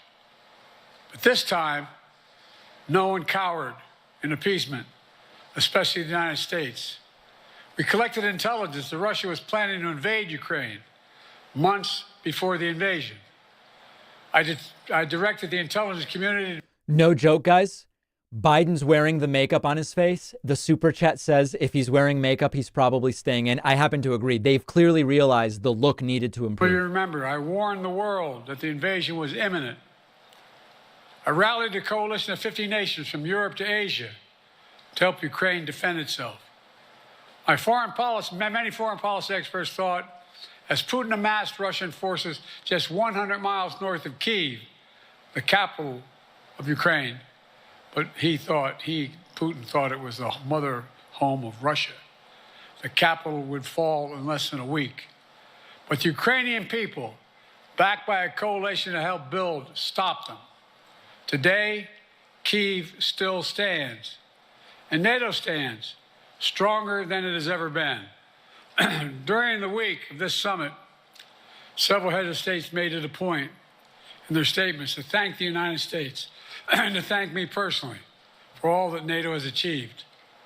NATO is not only stronger, NATO is bigger because we led the charge to bring in Finland and Sweden into the alliance. And it makes a gigantic difference. Excuse me. Meanwhile, my predecessor has made it clear he has no commitment to NATO. He's made it clear that he would feel no obligation to honor Article 5. He's already told Putin, and I quote, "Do whatever the hell you want." In fact, the day after Putin invaded Ukraine, here's what he said. It was genius. It was wonderful. Some of you forgot that, but that's exactly what he said. But I made it clear, a strong NATO is essential to American security. And I believe the obligation of Article 5 is sacred. And I would remind all Americans, Article 5 is invoked only once in NATO's long history, and that was to defend America after 9/11. I made it clear that I will not bow down to Putin. I will not walk away from Ukraine. I will keep NATO strong. That's exactly what we did, and exactly what we'll continue to do. Now, the future of American policy is up to the American people. This is much more than a political question. It's more than that. It's a national security issue. Don't reduce this to the usual testament that people talk about, issues of being a political campaign. It's far too important. It's about the world we live in for decades to come. Every American must ask herself or himself, is the world safer with NATO? Are you safer? Is your family safer? I believe the American people know the answer to all those questions is yes. And I believe the American people understand that America is stronger because of our alliances. I believe the American consensus from Truman to Reagan to me still holds today. America cannot retreat from the world. We must lead the world. We're an indispensable nation, as Madeleine Albright wrote. Now let me turn to 3 other key issues. Just this morning, we had a great economic report showing inflation is down. Overall prices fell last month. Core inflation is the lowest it's been in 3 years. Prices are falling for cars, appliances, and airfares. Grocery prices have fallen since the start of the year. We're going to keep working to take down corporate greed to bring those prices down further. Meanwhile, Trump's calling for a 10% tariff on everything Americans buy, including food from overseas, vegetables, and other necessities. And economists tell us that would cost the average American working family another $2,500 a year. It's a tax of $2,500 a year. Second, our efforts to secure the border, southern border, is working. After Trump killed the bipartisan effort to secure the border, Republicans and Democrats had worked on, because he thought it would benefit me and make him a loser, Republicans walked away. So I took executive action last month. As a consequence, working with Mexico, border encounters have gone down over 50%. The current level is lower today than when Trump left office. Third, for months, the United States has been working to secure a ceasefire in Gaza, to bring the hostages home, to create a path for peace and stability in the Middle East. 6 weeks ago, I laid out a detailed plan in writing. It was endorsed by the UN Security Council, the G7. That framework is now agreed on by both Israel and Hamas. So I sent my team to the region to hammer out the details. These are difficult, complex issues. There's still gaps to close, but we're making progress.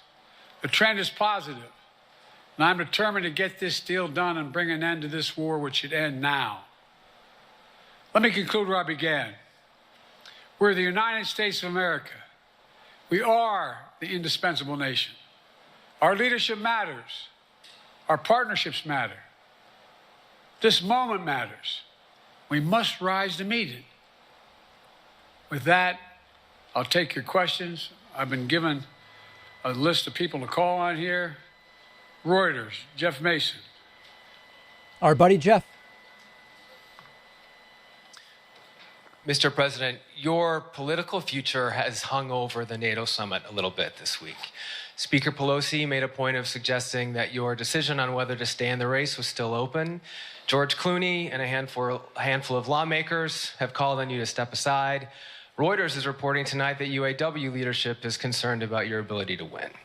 UAW just endorsed me, but go ahead. Thank you.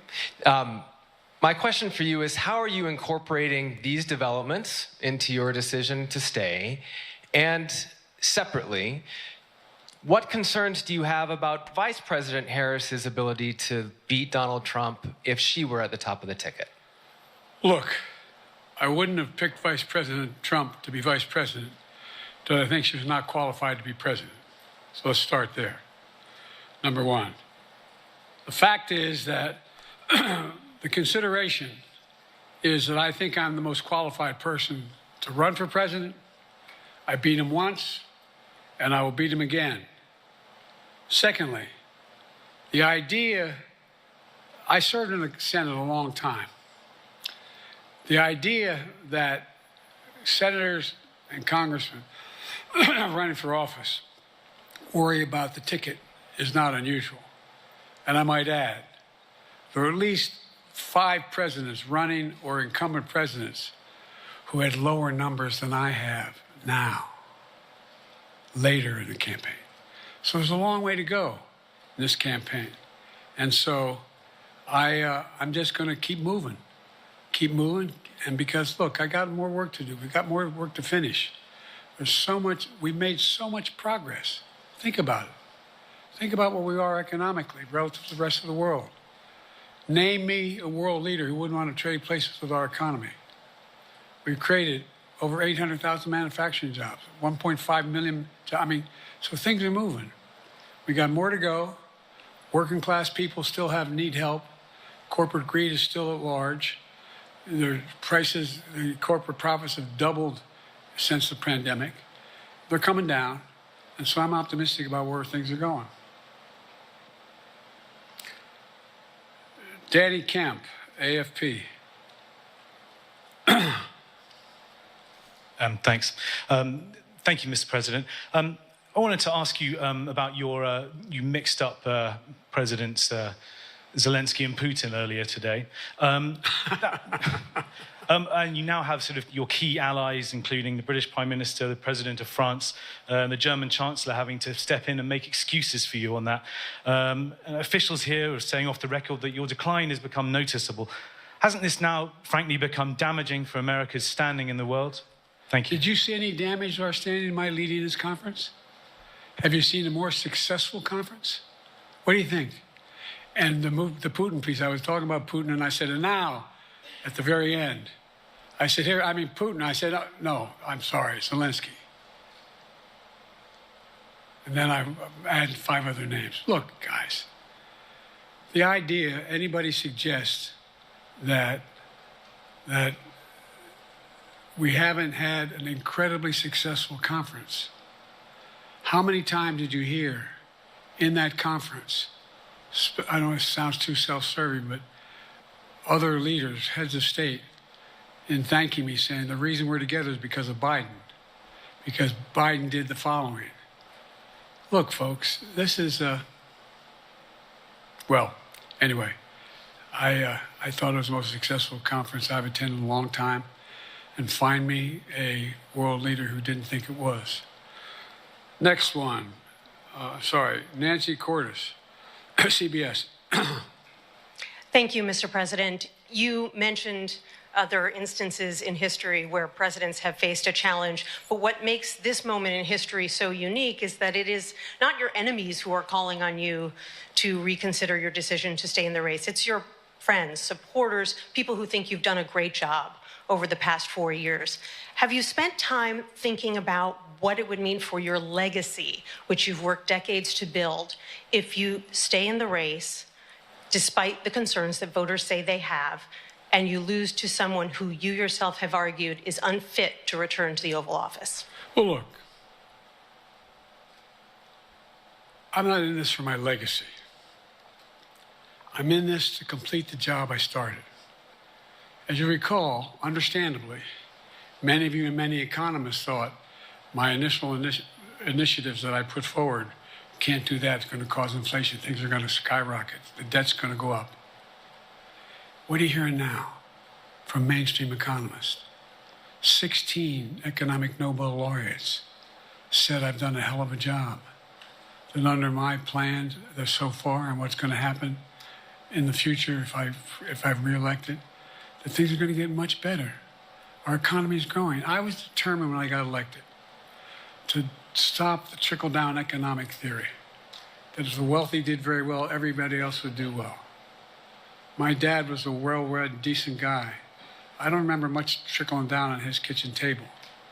Middle-class people and working-class people need help. And so what happened is I decided to was able to implement as president what I believed when I was a senator. And that is that the way to build this economy is from the middle out and the bottom up. That way we grow the economy. And the wealthy still do very well. They do fine. And guess what? Find me an economist, a mainstream economist who said we haven't done well. What have we not done that isn't working right now? And so we got more to do, though. We got to finish the job. And by the way, I come from the corporate state of the world. Delaware has more corporations registered in Delaware than every other state in the nation combined. I'm not anti-corporate, but corporate profits have doubled since the pandemic. Doubled. It's time things get back in order a little bit. It's time, for example, if I'm reelected, we're going to make sure that rents are kept at 5% increase. Corporate rents for apartments and the like and homes are limited to 5%. We're going to make a lot of changes that I've been talking about because we're going to continue to grow this economy. And by the way, remember how I got so roundly criticized for being so pro-union, not labor, union, union. Well, guess what? I've been the most pro-union labor president in history. Not a joke. And guess what? We had the Treasury Department do a study. When unions do better, everybody does better. Everybody does better. And we talk about how, for example, remember when we talked about getting the computer chip industry back in the United States? Used to be 40% of the industry. We invented the chip. 40% of the industry was in the United States. My quick reaction is that this is better than the start. However, the coughing into the hand and whispering and talking about completely unrelated things to the question both concern me. I was told not to go over to Europe. I mean, all to three Asia, concern, including Europe, but Asia. And I remember going to South Korea, convincing them to invest $20 billion in the United States to build computer chip factories. And I asked why when they finally decided to do it. And the answer was because you have the safest economy in the world and you have the best workers in the world. So the whole idea here is we've invested, there's over $50 billion in investment in computer chip manufacturing just coming into being. None of you thought that would happen. None of you thought that would happen. But it's happening. It's happening.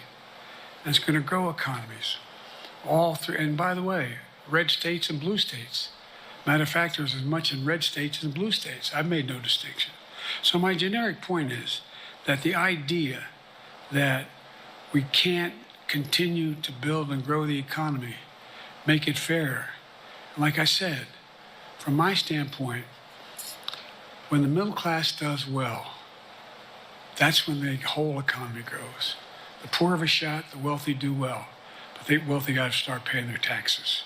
As a follow-up, sir, you mentioned that your Vice President Kamala Harris would be ready to serve on day one. Can you elaborate on that? What is it about her attributes and her accomplishments over the last 4 years that make her ready to serve on day one if necessary? First of all, the way she's handled the issue of freedom of women's bodies to have control over their bodies. Secondly, her ability to handle almost any issue on the board. This was a hell of a prosecutor. She was a first-rate person, and in the Senate, she was really good. I wouldn't have picked her unless I thought she was qualified to be president. From the very beginning, I made no bones about that. She is qualified to be president. That's why I picked her. Felicia Schwartz, Financial Times. Thank you, Mr. President. The presidency is the most straining job in the world, and it's 24/7. How can you say you'll be up for that next year, in 2 years, in 4 years, given the limits you've acknowledged that you have today? The limits I've acknowledged I have? There's been reporting that you've acknowledged that you need to go to bed earlier and your evening around 8. That's not true. Look, what I said was, instead of my every day starting at 7 and going to bed at midnight, it'd be smarter for me to pace myself a little more. And I said, for example, the 8, 7, 6 stuff, instead of starting a fundraiser at 9 o'clock, start at 8 o'clock. People get to go home by 10 o'clock. That's what I'm talking about. I'm not talking about, and if you look at my schedule since I made that stupid mistake in the campaign, in the debate, I mean, my schedule has been full bore. I've done, where's Trump been? Riding around in his golf cart, filling out his scorecard before he hits the ball? I mean, look, he's done virtually nothing. And I don't know how many, don't hold me to it, roughly 20 major events. Some of them with thousands of people showing up. And so I just think it's better. I always have an inclination, whether I was playing sports or doing politics, just to keep going, not stop. I just got to pace myself a little more. Pace myself. And the next debate, I'm not going to be traveling into 15 time zones a week before. Anyway, that's what it was about. That's what it was about. And by the way, even with that, I love my staff, but they add things all the time. At the very end, I'm catching hell from my wife for that. Anyway,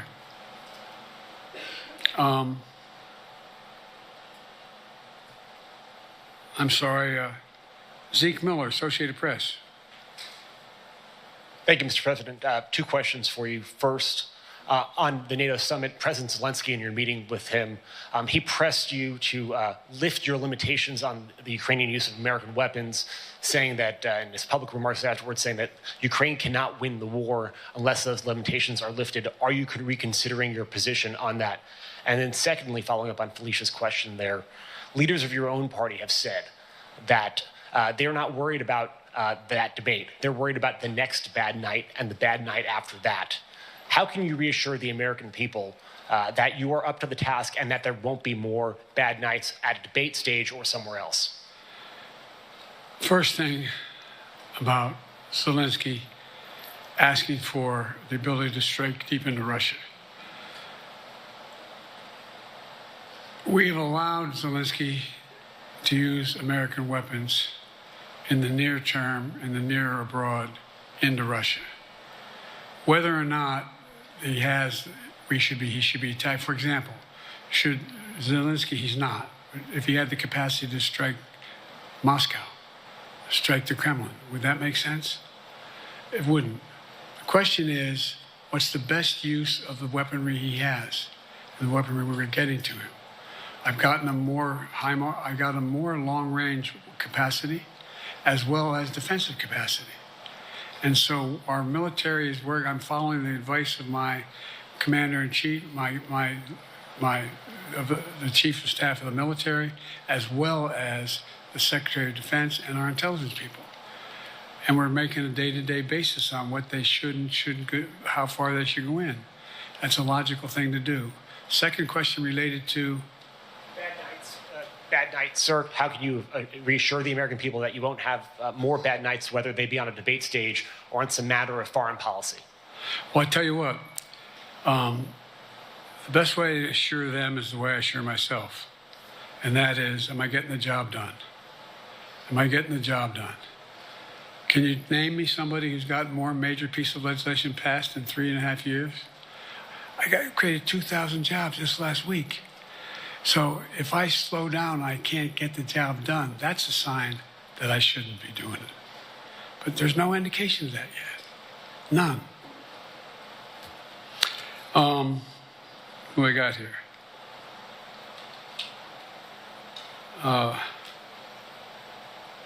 Merrick, Pulaski Radio. Thank you, Mr. President. How are you? I'm well. The elections in the US have consequences around the world. You have pretty high standing in Europe. I just asked President Macron about you, and he said we are happy to have him as the President of the United States. But there is a concern. Many people in Poland and across Europe are worried that the former president may win the election. And there's a lot of concern that Donald Trump may weaken NATO, stop supporting Ukraine, or push Ukraine to give up territories to Russia. They're correct. And yourself was warning just 2 minutes ago about it. So my question is, do you think that Europe will be left on its own if Donald Trump wins the election? And what's your advice to European leaders to prepare for possible US disengagement? Well, look, I think, how can I say this without... The way I'd answer it is I would go, we learned any prediction about what Trump might or might not do is very risky. What I can assure you is that if I am president, Europe will not be left alone. Say is, you've got to win. You can't let this guy come forward. It'd be a disaster. It'd be a disaster. I mean, I think he said in one of his rallies, don't hold me to this, recently, where NATO, I just learned about NATO or something to that effect. Foreign policy has never been his strong point. And he seems to have an affinity to people who are authoritarian. That worries, as I tell you, from Poland, that worries Europe. That worries Poland. And nobody, including the people of Poland, think that if he wins in Ukraine, he's going to stop in Ukraine, that that's going to be the end of it. And so what I can say is, I think I'm the best qualified person to do the job, to make sure that Ukraine does not fall, that Ukraine succeeds, that the European alliance stays strong. You may recall, no one was talking about Finland joining NATO. I remember talking to Putin right after we got elected in Geneva, and he was talking about what we should do. We couldn't be in Eastern Europe, etc. And I said, you're looking for the Finlandization of Ukraine. I said, you're going to get the NATOization of Finland. And about 4 weeks later, I got a call. No, that's not true.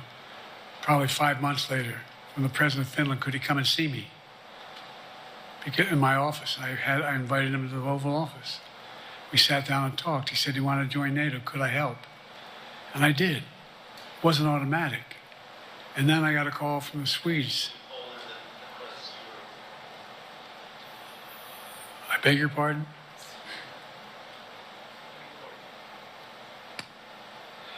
And so Finland joined NATO. 800-mile border is a significant, and they're already allies, but they weren't part of NATO. And you heard, I think you heard, maybe, I can't recall what he said in public in our closed meeting, but he wouldn't mind it being repeated. He said, we decided in Finland, the people of Finland decided they had to be part of NATO. It was in our interest because of the joint ability to be together, to dissuade any attack on Finland. And the same thing with Sweden. It took a lot of selling to some folks, particularly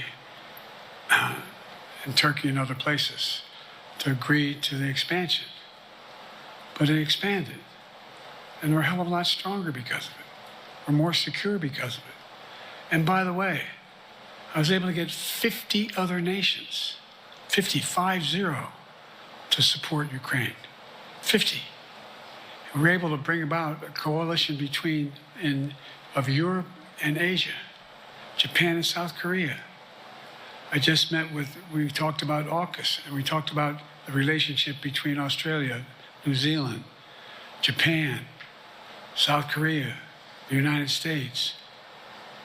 We're making the world safer and stronger because we have to deal with the new arrangement that exists in the world. The Cold War is over. The post-war era is over. What is going to replace it? And I respectfully suggest I have a pretty good idea what that should be. I've convinced a lot of people to follow it, and we're just going to get stronger. David Sanger. Where's it? Thank you, Mr. President. Be nice, David. Mr. President, the NATO declaration that was issued yesterday was very notable because it described China as a decisive enabler of the war in Ukraine for its provision of critical goods to the Russians. That's part of a broader partnership that seems to have cemented in place in the past 2 or 3 years. I think one that you were a little bit doubtful of when we asked you about it some time ago. So I'd be interested to know whether you have a strategy now of trying to interrupt the partnership between China and Russia, and whether or not in a second term you would pursue that, if you could describe that strategy to us. And along the way, could you also tell us whether you think, just to follow up on Felicia's question, that if you were in a room with Vladimir Putin again, the way you were 3 years ago, or with President Xi, that a few years from now you will be able to go negotiate with them, handle them one-on-one? Well, the first part of the question is, we discussed and I raised in the NATO summit, and others raised, the future of China's involvement, what they're going to do. What they're doing with Russia in terms of accommodating, facilitating them, they're getting access to additional, they're not supplying weapons themselves, they're supplying mechanisms for them to be able to get weapons. And China's position is basically, and I've spent more time with Xi Jinping than any world leader has. Over 90 hours since being vice president all the way through, for real. And by the way, I handed all my notes. But my point is that Xi believes that China is a large enough market that they can entice any country, including European countries, to invest there in return for commitments from Europe to do A, B, C, or D, or not to do certain things. What's happened is we had a long discussion about what we have to make clear. China has to understand that if they are supplying Russia with information and capacity, along with working with North Korea and others to help Russia in armament, that they're not going to benefit economically as a consequence of that by getting the kind of investment they're looking for. And so, for example, we're in a situation where we've reestablished direct contact with China after that, remember the balloon, quote unquote, going down, and all of a sudden things came to an end? Well, we set up a new mechanism. There's a direct line between Xi and me, and our military has direct access to one another, and they contact one another when we have problems. The issue is that we have to make sure that Xi understands there's a price to pay for undercutting both the Pacific Basin as well as Europe, and as it relates to Russia and dealing with Ukraine. And so for example, if you want to invest in China, as you know this area really well, want to invest in China, you have to have a 51% Chinese owner. You have to make sure that you do by their rules. And you don't have the authority, and you have to provide all access to all the data and information you have. There was a while there, as you recall, the last administration and other administrations, where the access to that market was enticing enough to get companies to come in because they had access to over 1 billion people in a market, not 1 billion, but a lot of people in the market. And so they were doing it. But that got curtailed when we started saying we're going to play by the same rules. For example, the idea they don't abide by the international rules related to subsidizing products by the government funding. So guess what? They're not going to be able to export their electric vehicles to the United States without a significant tariff. Others are doing the same thing around the world. But it is a concern. It is a concern that you have both China, North Korea, Russia, Iran, countries that are not necessarily coordinated in the past, looking to figure out how they can have impact. Interrupt that impact? Yes, I do, but I'm not prepared to talk about the detail of it in public. And I think you'll see that some of our European friends are going to be curtailing their investment in in China, as long as China continues to have this indirect help to Russia in terms of being able to help their economy as well as help them as a consequence of that, their ability to fight in Ukraine.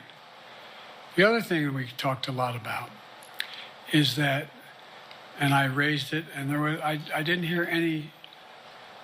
I can't swear that everyone agreed because not everyone got to talk about it, but we need a new industrial policy in the West.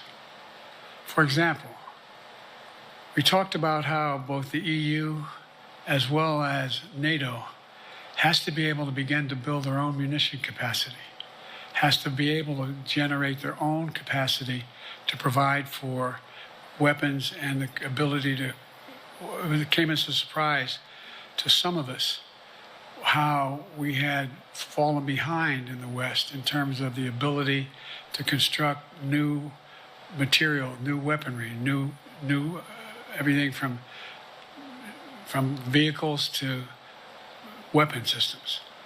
And so one of the things that came out of this was we're going to be meeting again with a number of my colleagues, my European colleagues, is what do we do to increase the capacity of the West, particularly in Europe and Japan, to be able to generate the kind of ability to produce their own weapon systems. Not just for themselves, but to be able to generate that.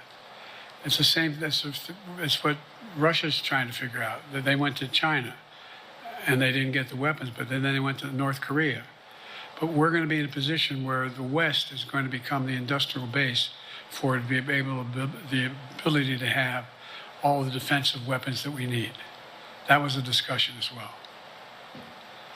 President, I'm not sure you answered on whether you would be ready to go deal with Putin and Xi 2 or 3 years from now. I'm ready to deal with them now and 3 years from now. Look,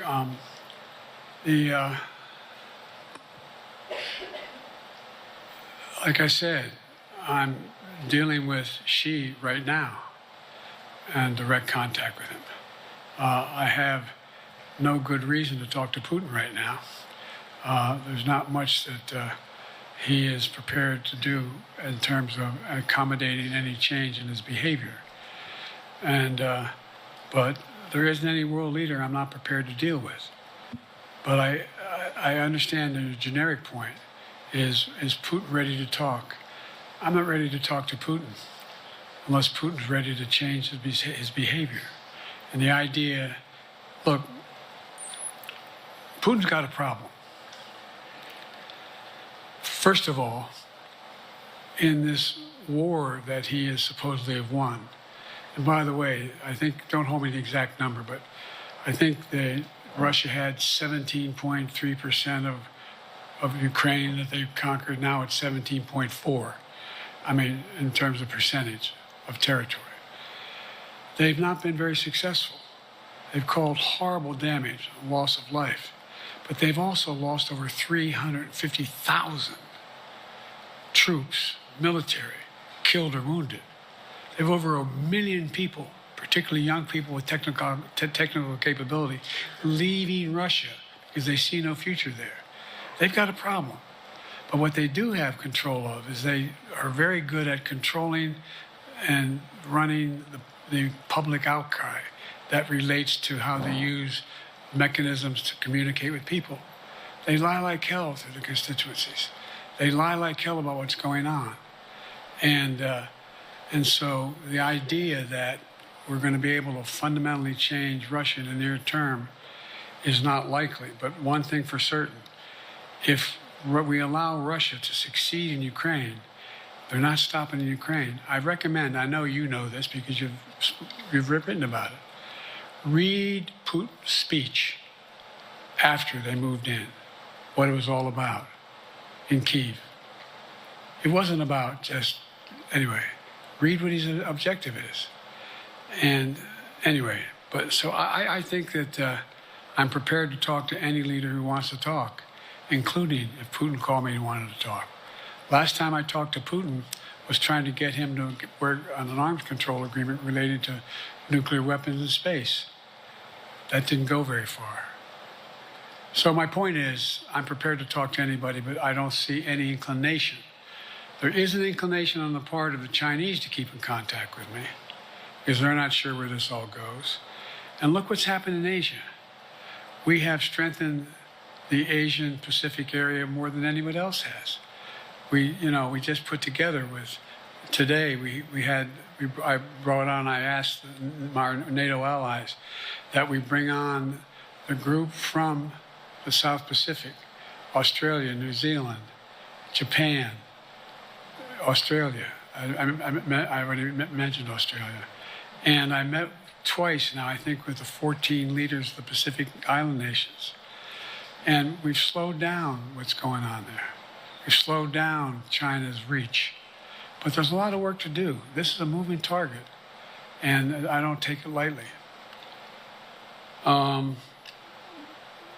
Assam from NPR. Thank you, Mr. President. Asma Khalid with NPR. I have two questions. Earlier, you spoke about the ceasefire plan between Israel and Hamas. We're now looking at 10 months of war, and I'm curious if there's anything that you feel personally you wish you would have done differently over the course of the war. And then secondly, if I may, I wanted to ask you about your presidential campaign. I remember covering your campaign in 2020, and there was a moment where you referred to yourself as a, quote, bridge candidacy, a transition to a younger generation of leaders. I want to understand what changed.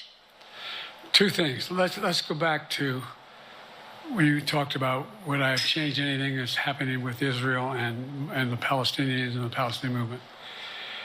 The answer is, as you recall, from the very beginning, I went to Israel, but I also got immediate contact with al-Sisi in Egypt. I met with the King of Jordan. I met with most of the Arab leaders to try to get a consensus going as to what had to be done to deal with getting more aid and food and medicine into the Gaza Strip. And we pushed it really hard. And Israel occasionally was less than cooperative, number one. The Israeli War Cabinet, I've been dealing with Israel since Golda Meir. Some of the reporters around here come me all the time and heard me say this. The first time I met with Golda Meir, I sat across from her at her desk, and her assistant was Rabin sitting next to me. That's how far back I go. I know Israel well, and I support Israel. But this war cabinet is one of the most conservative war cabinets in the history of Israel. And there's no ultimate answer other than a two-state solution here. And so what was able to be done in terms of the plan I put together was it would be a process for a two-state solution. And we get the Arab nations to, particularly from Egypt all the way to Saudi Arabia, to be in a position where they would cooperate in the transition so that they could keep the peace in Gaza without Israeli forces staying in Gaza. The question has been from the beginning, what's the day after in Gaza? And the day after in Gaza has to be, the end of the day after has to be no occupation by Israel in the Gaza Strip, as well as the ability for us to get in and out as rapidly as you can, all that's needed there. I've been disappointed that some of the things that I've put forward have not succeeded as well, like the port reattached from Cyprus. I was hopeful that would be more successful. But that's why when I went to Israel immediately after the massacres that occurred at the hands of Hamas, the one thing I said to the Israelis, and I met with the War Cabinet and with Bibi, don't make the same mistake America made after bin Laden. There's no need to occupy anywhere. Go after the people who did the job. You may recall, I still get criticized for it, but I was totally opposed to the occupation and trying to unite Afghanistan. Once we got bin Laden, we should have moved on, because it was not no one's ever going to unite that country. I've been over every inch of that, not every inch, the entirety from the poppy fields all the way to the north. I said, don't make the same mistake we made. Don't think that's what you should be doing, is doubling down. We'll help you find the bad guys, Sinwar and company. And all this criticism about I wouldn't provide when the weapons they needed. I'm not providing them 2,000-pound bombs. They cannot be used in Gaza or any populated area without causing great human tragedy and damage. But remember what happened when you had the attack on Israel with rockets and ballistic missiles. I was able to unite the Arab nations as well as Europe, and nothing happened. Nothing got hurt. It sent an incredible lesson to what was going on from the Middle East. So there's a lot of things, in retrospect, I wish I had been able to convince the Israelis to do. But the bottom line is we have a chance now. It's time to end this war. Doesn't mean walk away from going after Sinwar and Hamas. And if you notice, you know better than most, there is a growing dissatisfaction on the West Bank from the Palestinians about Hamas. Hamas is not popular now. And so there's a lot of moving parts. I just have to keep moving to make sure that we get as much done as we can toward a ceasefire, and get those. And by the way, look at the numbers in Israel. I mean, my numbers are better in Israel than they are here. But then again, they're better than a lot of other people here too. But anyway. Bridge candidacy in 2020. You referred to yourself as being a bridge candidate for a younger, fresher generation of Democratic leaders, and I wanted to know what changed. What changed was the gravity of the situation I inherited in terms of the economy, our foreign policy, and domestic division. And I think, I won't put words in anybody's mouth, most presidential historians give me credit for having accomplished more than most any president since Johnson and maybe before that to get major pieces of legislation passed. And what I realized was my long time in the Senate had equipped me to have the wisdom to know how to deal with the Congress to get things done. We got more major legislation passed that no one thought would happen. And I want to finish it, to get that finished. If tomorrow, if we had a circumstance where there was a lineup and I hadn't inherited what I did and we just moved things along, anyway, it's going to change. Last question. Haley Bull, Scripps. Or no, Josh Weingrove, I'm sorry, was the next one. I'll do 2 more questions. Thank you, Mr. President. Many of your colleagues, Democrats on the Hill, are watching tonight as they assess what they want to say about your candidacy. I'm wondering how you're thinking of this right now. It seems like your answer is clear, but they're watching how things go tonight, tomorrow in Michigan, next week in Texas and Nevada. Are you thinking that way about how the next week or 2 goes would inform your... Am I using that way, you said? Are you thinking that way about how the next 2 weeks go? Will that affect your decision, or are you fully determined on running in November as the party's nominee? I'm determined on running, but I think it's important that I allay fears by let them see me out there. Let me see them out. For the longest time it was, Biden's not prepared to sit with us unscripted. Biden's not prepared to, anyway. And so what I'm doing is, and I've been doing, I think we've done over 20 major events from Wisconsin to North Carolina, to demonstrate that I'm going out in the areas where we think we can win, where we can persuade people to move our way, or people are already there. And here, look, the other thing is, we have the most extensive campaign organization of anybody's had in a long, long time. We have well over 1,000 volunteers knocking on doors, making phone calls, making tens of thousands of phone calls.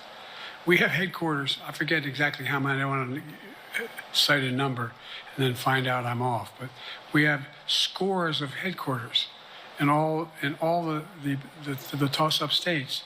We're organized, we're moving, and that's awful hard to replace in the near term. And here's the other thing. I was in the Senate a long time. Very proud of what I've done in the Senate. I was chairman of the Foreign Relations Committee for a long time, and I was chairman or ranking member and chairman of the Judiciary Committee. I'm going to be going down to the Johnson Library.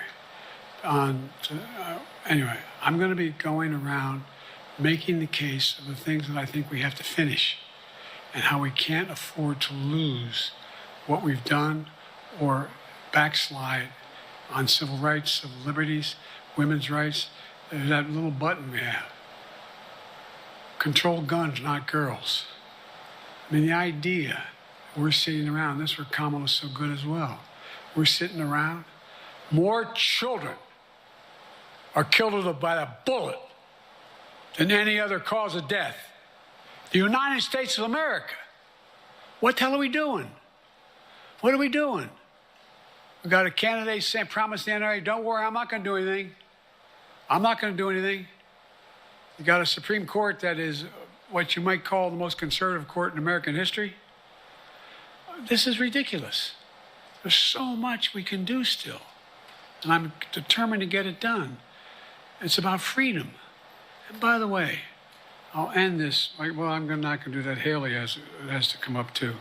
But I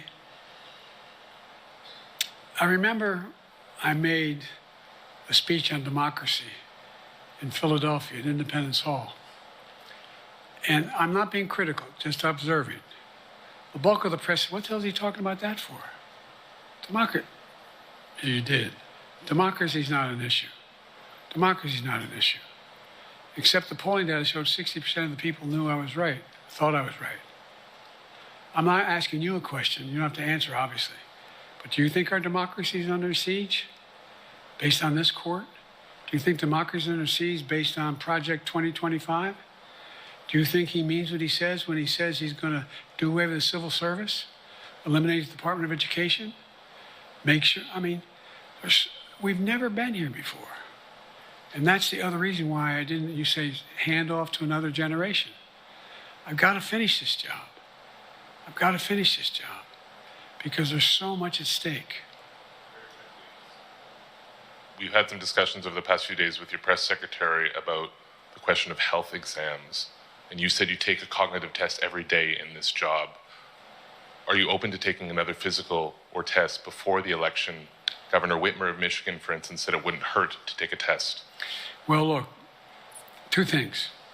One, I've taken 3 significant and intense neurological exams by a neurologist. In each case, as recently as February. And they say I'm in good shape, okay?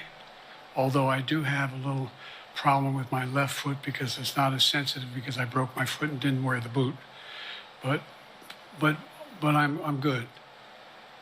I'm tested every single day about my neurological capacity to do decisions I make every day. You talk to my staff, all of you talk to my staff. Sometimes my staff talks a lot. But the fact of the matter is, I don't think you have them telling you that all the major ideas we've undertaken haven't been in part initiated by me. I remember when the staff, I said, I'm going to go to South Korea. We're going to get the chip. What are you doing? I'm going to get Japan and Korea back together again after essentially having hostilities toward one another since the end of World War II. I'm going to move and see that we can expand. The only thing age does is help you with it, creates a little bit of wisdom if you pay attention. And so the point I'm making is, I think it's important that if the neurologist tells me he thinks I need another exam, and by the way, I've laid every bit of the record out. I hadn't hidden a thing. You ought to ask Trump for his, okay? I laid it all out. And every single day I'm surrounded by good docs. If they think there's a problem, I promise you, or even if they don't think it's a problem, they think I should have a neurological exam again, I'll do it. But no one's suggesting that to me now. And I'll ask you another question. No matter what I did, no one's going to be satisfied. Did you have 7 docs? Did you have 2? Who'd you have? Did you do this? How many times did you? So I am not opposed if my doctors tell me I should have another neurological exam. I'll do it. But that's where I am. Haley Bull, Scripps. Thank you, Mr. President. You said you're making decisions on a day-to-day basis when it comes to support for Ukraine. Does that mean you have not closed the door on further considering lifting restrictions for U.S.-made weapons inside Russia? And if I may, your convention is coming up where your delegates are pledged to make you the official nominee. If they have second thoughts, are they free to vote their conscience? Obviously, they're free to do whatever they want, but I get overwhelming support. Overwhelming support. I won, I forget how many votes I won in the primary. Overwhelming. And so tomorrow, if all of a sudden I show up at the convention, everybody says we want somebody else, that's the democratic process. It's not going to happen. Even if that means they vote for someone else? Sure. Look, I'll end this with this. I served in the Senate a long time. I understand the impetus of candidates running for local office and whether they think the topic can help them or not. In my state of Delaware, which was a very, at least it was a red state when I started, in terms of where you now talk red and blue. I don't recall most of the Democratic presidents winning my state when I was a candidate. The truth of the matter is I understand the self-interest of a candidate. If they think that, running with Biden at the top is going to hurt them, then they're going to run away. I get it. But so far, go and look at the polling data in their states. Look at the in-depth, and by the way, I think you'd all acknowledge, and you're all experts. I'm not being solicitous about the president. You're experts on this stuff. How accurate does anybody think the polls are these days? I can give you a series of polls where you have likely voters, me versus Trump, where I win all the time. When the unlikely voters vote, he wins sometimes. The bottom line is all the polling data right now, which I think is premature because the campaign really hasn't even started. I mean, it hadn't started in earnest yet. Most of the time, it doesn't start till after September, after Labor Day. So a lot can happen. But I think I'm the best I believe I'm the best qualified to govern. And I think I'm the best qualified to win. But there are other people who could beat Trump too. But it's awful start from scratch. And, we talk about, money raised. We're not doing bad. We got about $220 million in the bank. We're doing well. So with that, you have want to follow up on any of that you just asked me? Yes. You earlier explained confidence in your vice president. Yes. If your team came back and showed you data that she would fare better against former President Donald Trump, would you reconsider your decision to stay in the race? No, unless they came back and said, there's no way you can win. Me. No one's saying that. No poll says that. Mr. President, okay. Thanks. This ends tonight's press conference. Thanks, everybody.